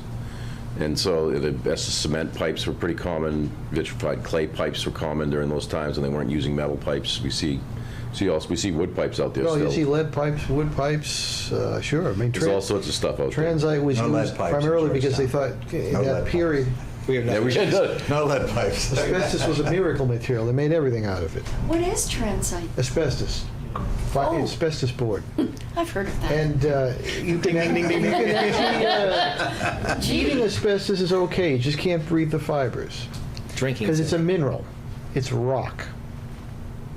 Asbestos is a Fibrous. rock? It's a fibrous rock. I could give you a lecture on it for the next hour if you'd like. That's fine, I'll Pass. take your word for it. Bentonite, asbestos, this is your mineralogy. This is your mineralogy portion of the Concom meeting. Mm. That's why people watch our meetings. That's really interesting. I didn't know it was a mineral. Sure. They mine it in Vermont and Quebec. There's a town Asbestos- called Asbestos, Quebec. My God, the miner's lung must have extra power up there. No, they all died. Yeah, that's what I mean. Huh. So, Interesting. any other questions? Maybe we should say on the record that for any local setbacks that aren't otherwise exempt by being a pipe in place, we're looking for a waiver. I don't understand that. Novel. He's acknowledging that waivers might be required. Right, okay. They aren't exempt under their kind of I get out see. of jail free card. Because then it's they're a public requesting project, They're right. requesting a waiver to those. By the pond, for instance. I see, So yes. hopefully, we've explained that it's a public betterment, Yep. doing our best to minimize impacts. Right. Requesting waivers. They are requesting waivers, so yeah. By approving it, you're granting those waivers. Yes. If you approve it, which I'm hoping you do shortly. Before it gets to 2.5 inches. Horrible. So, yeah, I think it is a public betterment project. I think it's important that Steve be involved since it's so close to some of our resource areas. But the underground drilling is clearly the way to go to minimize impact. I like the layout of your presentation too. This is You take a photo too. very, Brownie really points. easy, really easy to get information. How many millions of dollars is this project going to cost? The presentation better be good. A nice folder. Yeah, seriously. And a nice- None of these drillings costs have to $2. go through any private property or private easements. It's all Correct. okay. Who does own that parcel with the woods that you're going through? Is that town property? The alignment is under the easement, which is under, No, I think the gun club owns some of it. Oh, they own that yeah. parcel, but there's the easement through it, right? The easement It's through it's is town. Oh, okay. Town, Town owns the easement. Correct. light easement? Yeah. I think the Georgetown Fish and Game probably does own that parcel around. On both sides, all around it, yeah. But there's an easement through. Okay. There was some talk years ago about opening up that road again. Okay. I'll entertain a motion if someone would like to make one, maybe. Rachel. What, can't Carl kind of say it? Mr. Chairman, I'd like to make a motion to approve the water main improvement.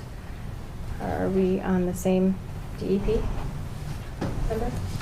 The 810 version, not the... The 0870. 0870. Yeah, the one on the back of the page. Okay, numbers are swimming for me right now. So, 1610870, GCC 2018-22. Correct. Working with Steve in the field For erosion control. for erosion control and waivers or not waivers? That's, you don't need, just, that's it. That's the only condition. Second. We have a motion, and it's been seconded, or so moved, to approve the notice of intent for the water main improvement project, DEP 161-0870, and the conditions being erosion control and working with Steve in the field. Is there any further discussion? All in favor? Aye. Aye. All opposed? Abstaining. Thank you. One very much. abstention. I'll entertain a motion to close. Mr. Chairman, let's close the water main improvement, DEP 1610870, GCC 2018-22. Sure. This motion has been seconded to close the notice of intent for the water main improvement project. Is there any further discussion? All in favor? Aye. Aye. All opposed? All abstaining? Thank you. One abstention. All right. And it being on or after 8:05, I'm going to reopen notice of intent for 59 Warren Street, DEP 161-0859. That's land clearing to restore original farmland and wetland properties. And I believe we have been asked to continue this. All right, thank you. Thank you. August. January, thank you, sir. Have a good night. January 17th at 7 o'clock, please. It was 17th? January 17th. The motion? Mr. Chairman, I'd like to make a motion to continue 59 Warren Street, DEP 161-0859, GCC 2018-04, to January 17th at 7 p.m. Second. We have a motion that's been seconded to continue 59 Warren Street to January 17th at 7 p.m. All in favor? Aye. Aye. Opposed? Abstaining? Thank you. And if there's no more business, Order of conditions that you guys approved tonight. Sorry, there's just a few of them, sorry. So this is the order of conditions for 75 West Main Street. It'll be quick, I promise. This is 51 North Street. This is the school project that you guys approved tonight.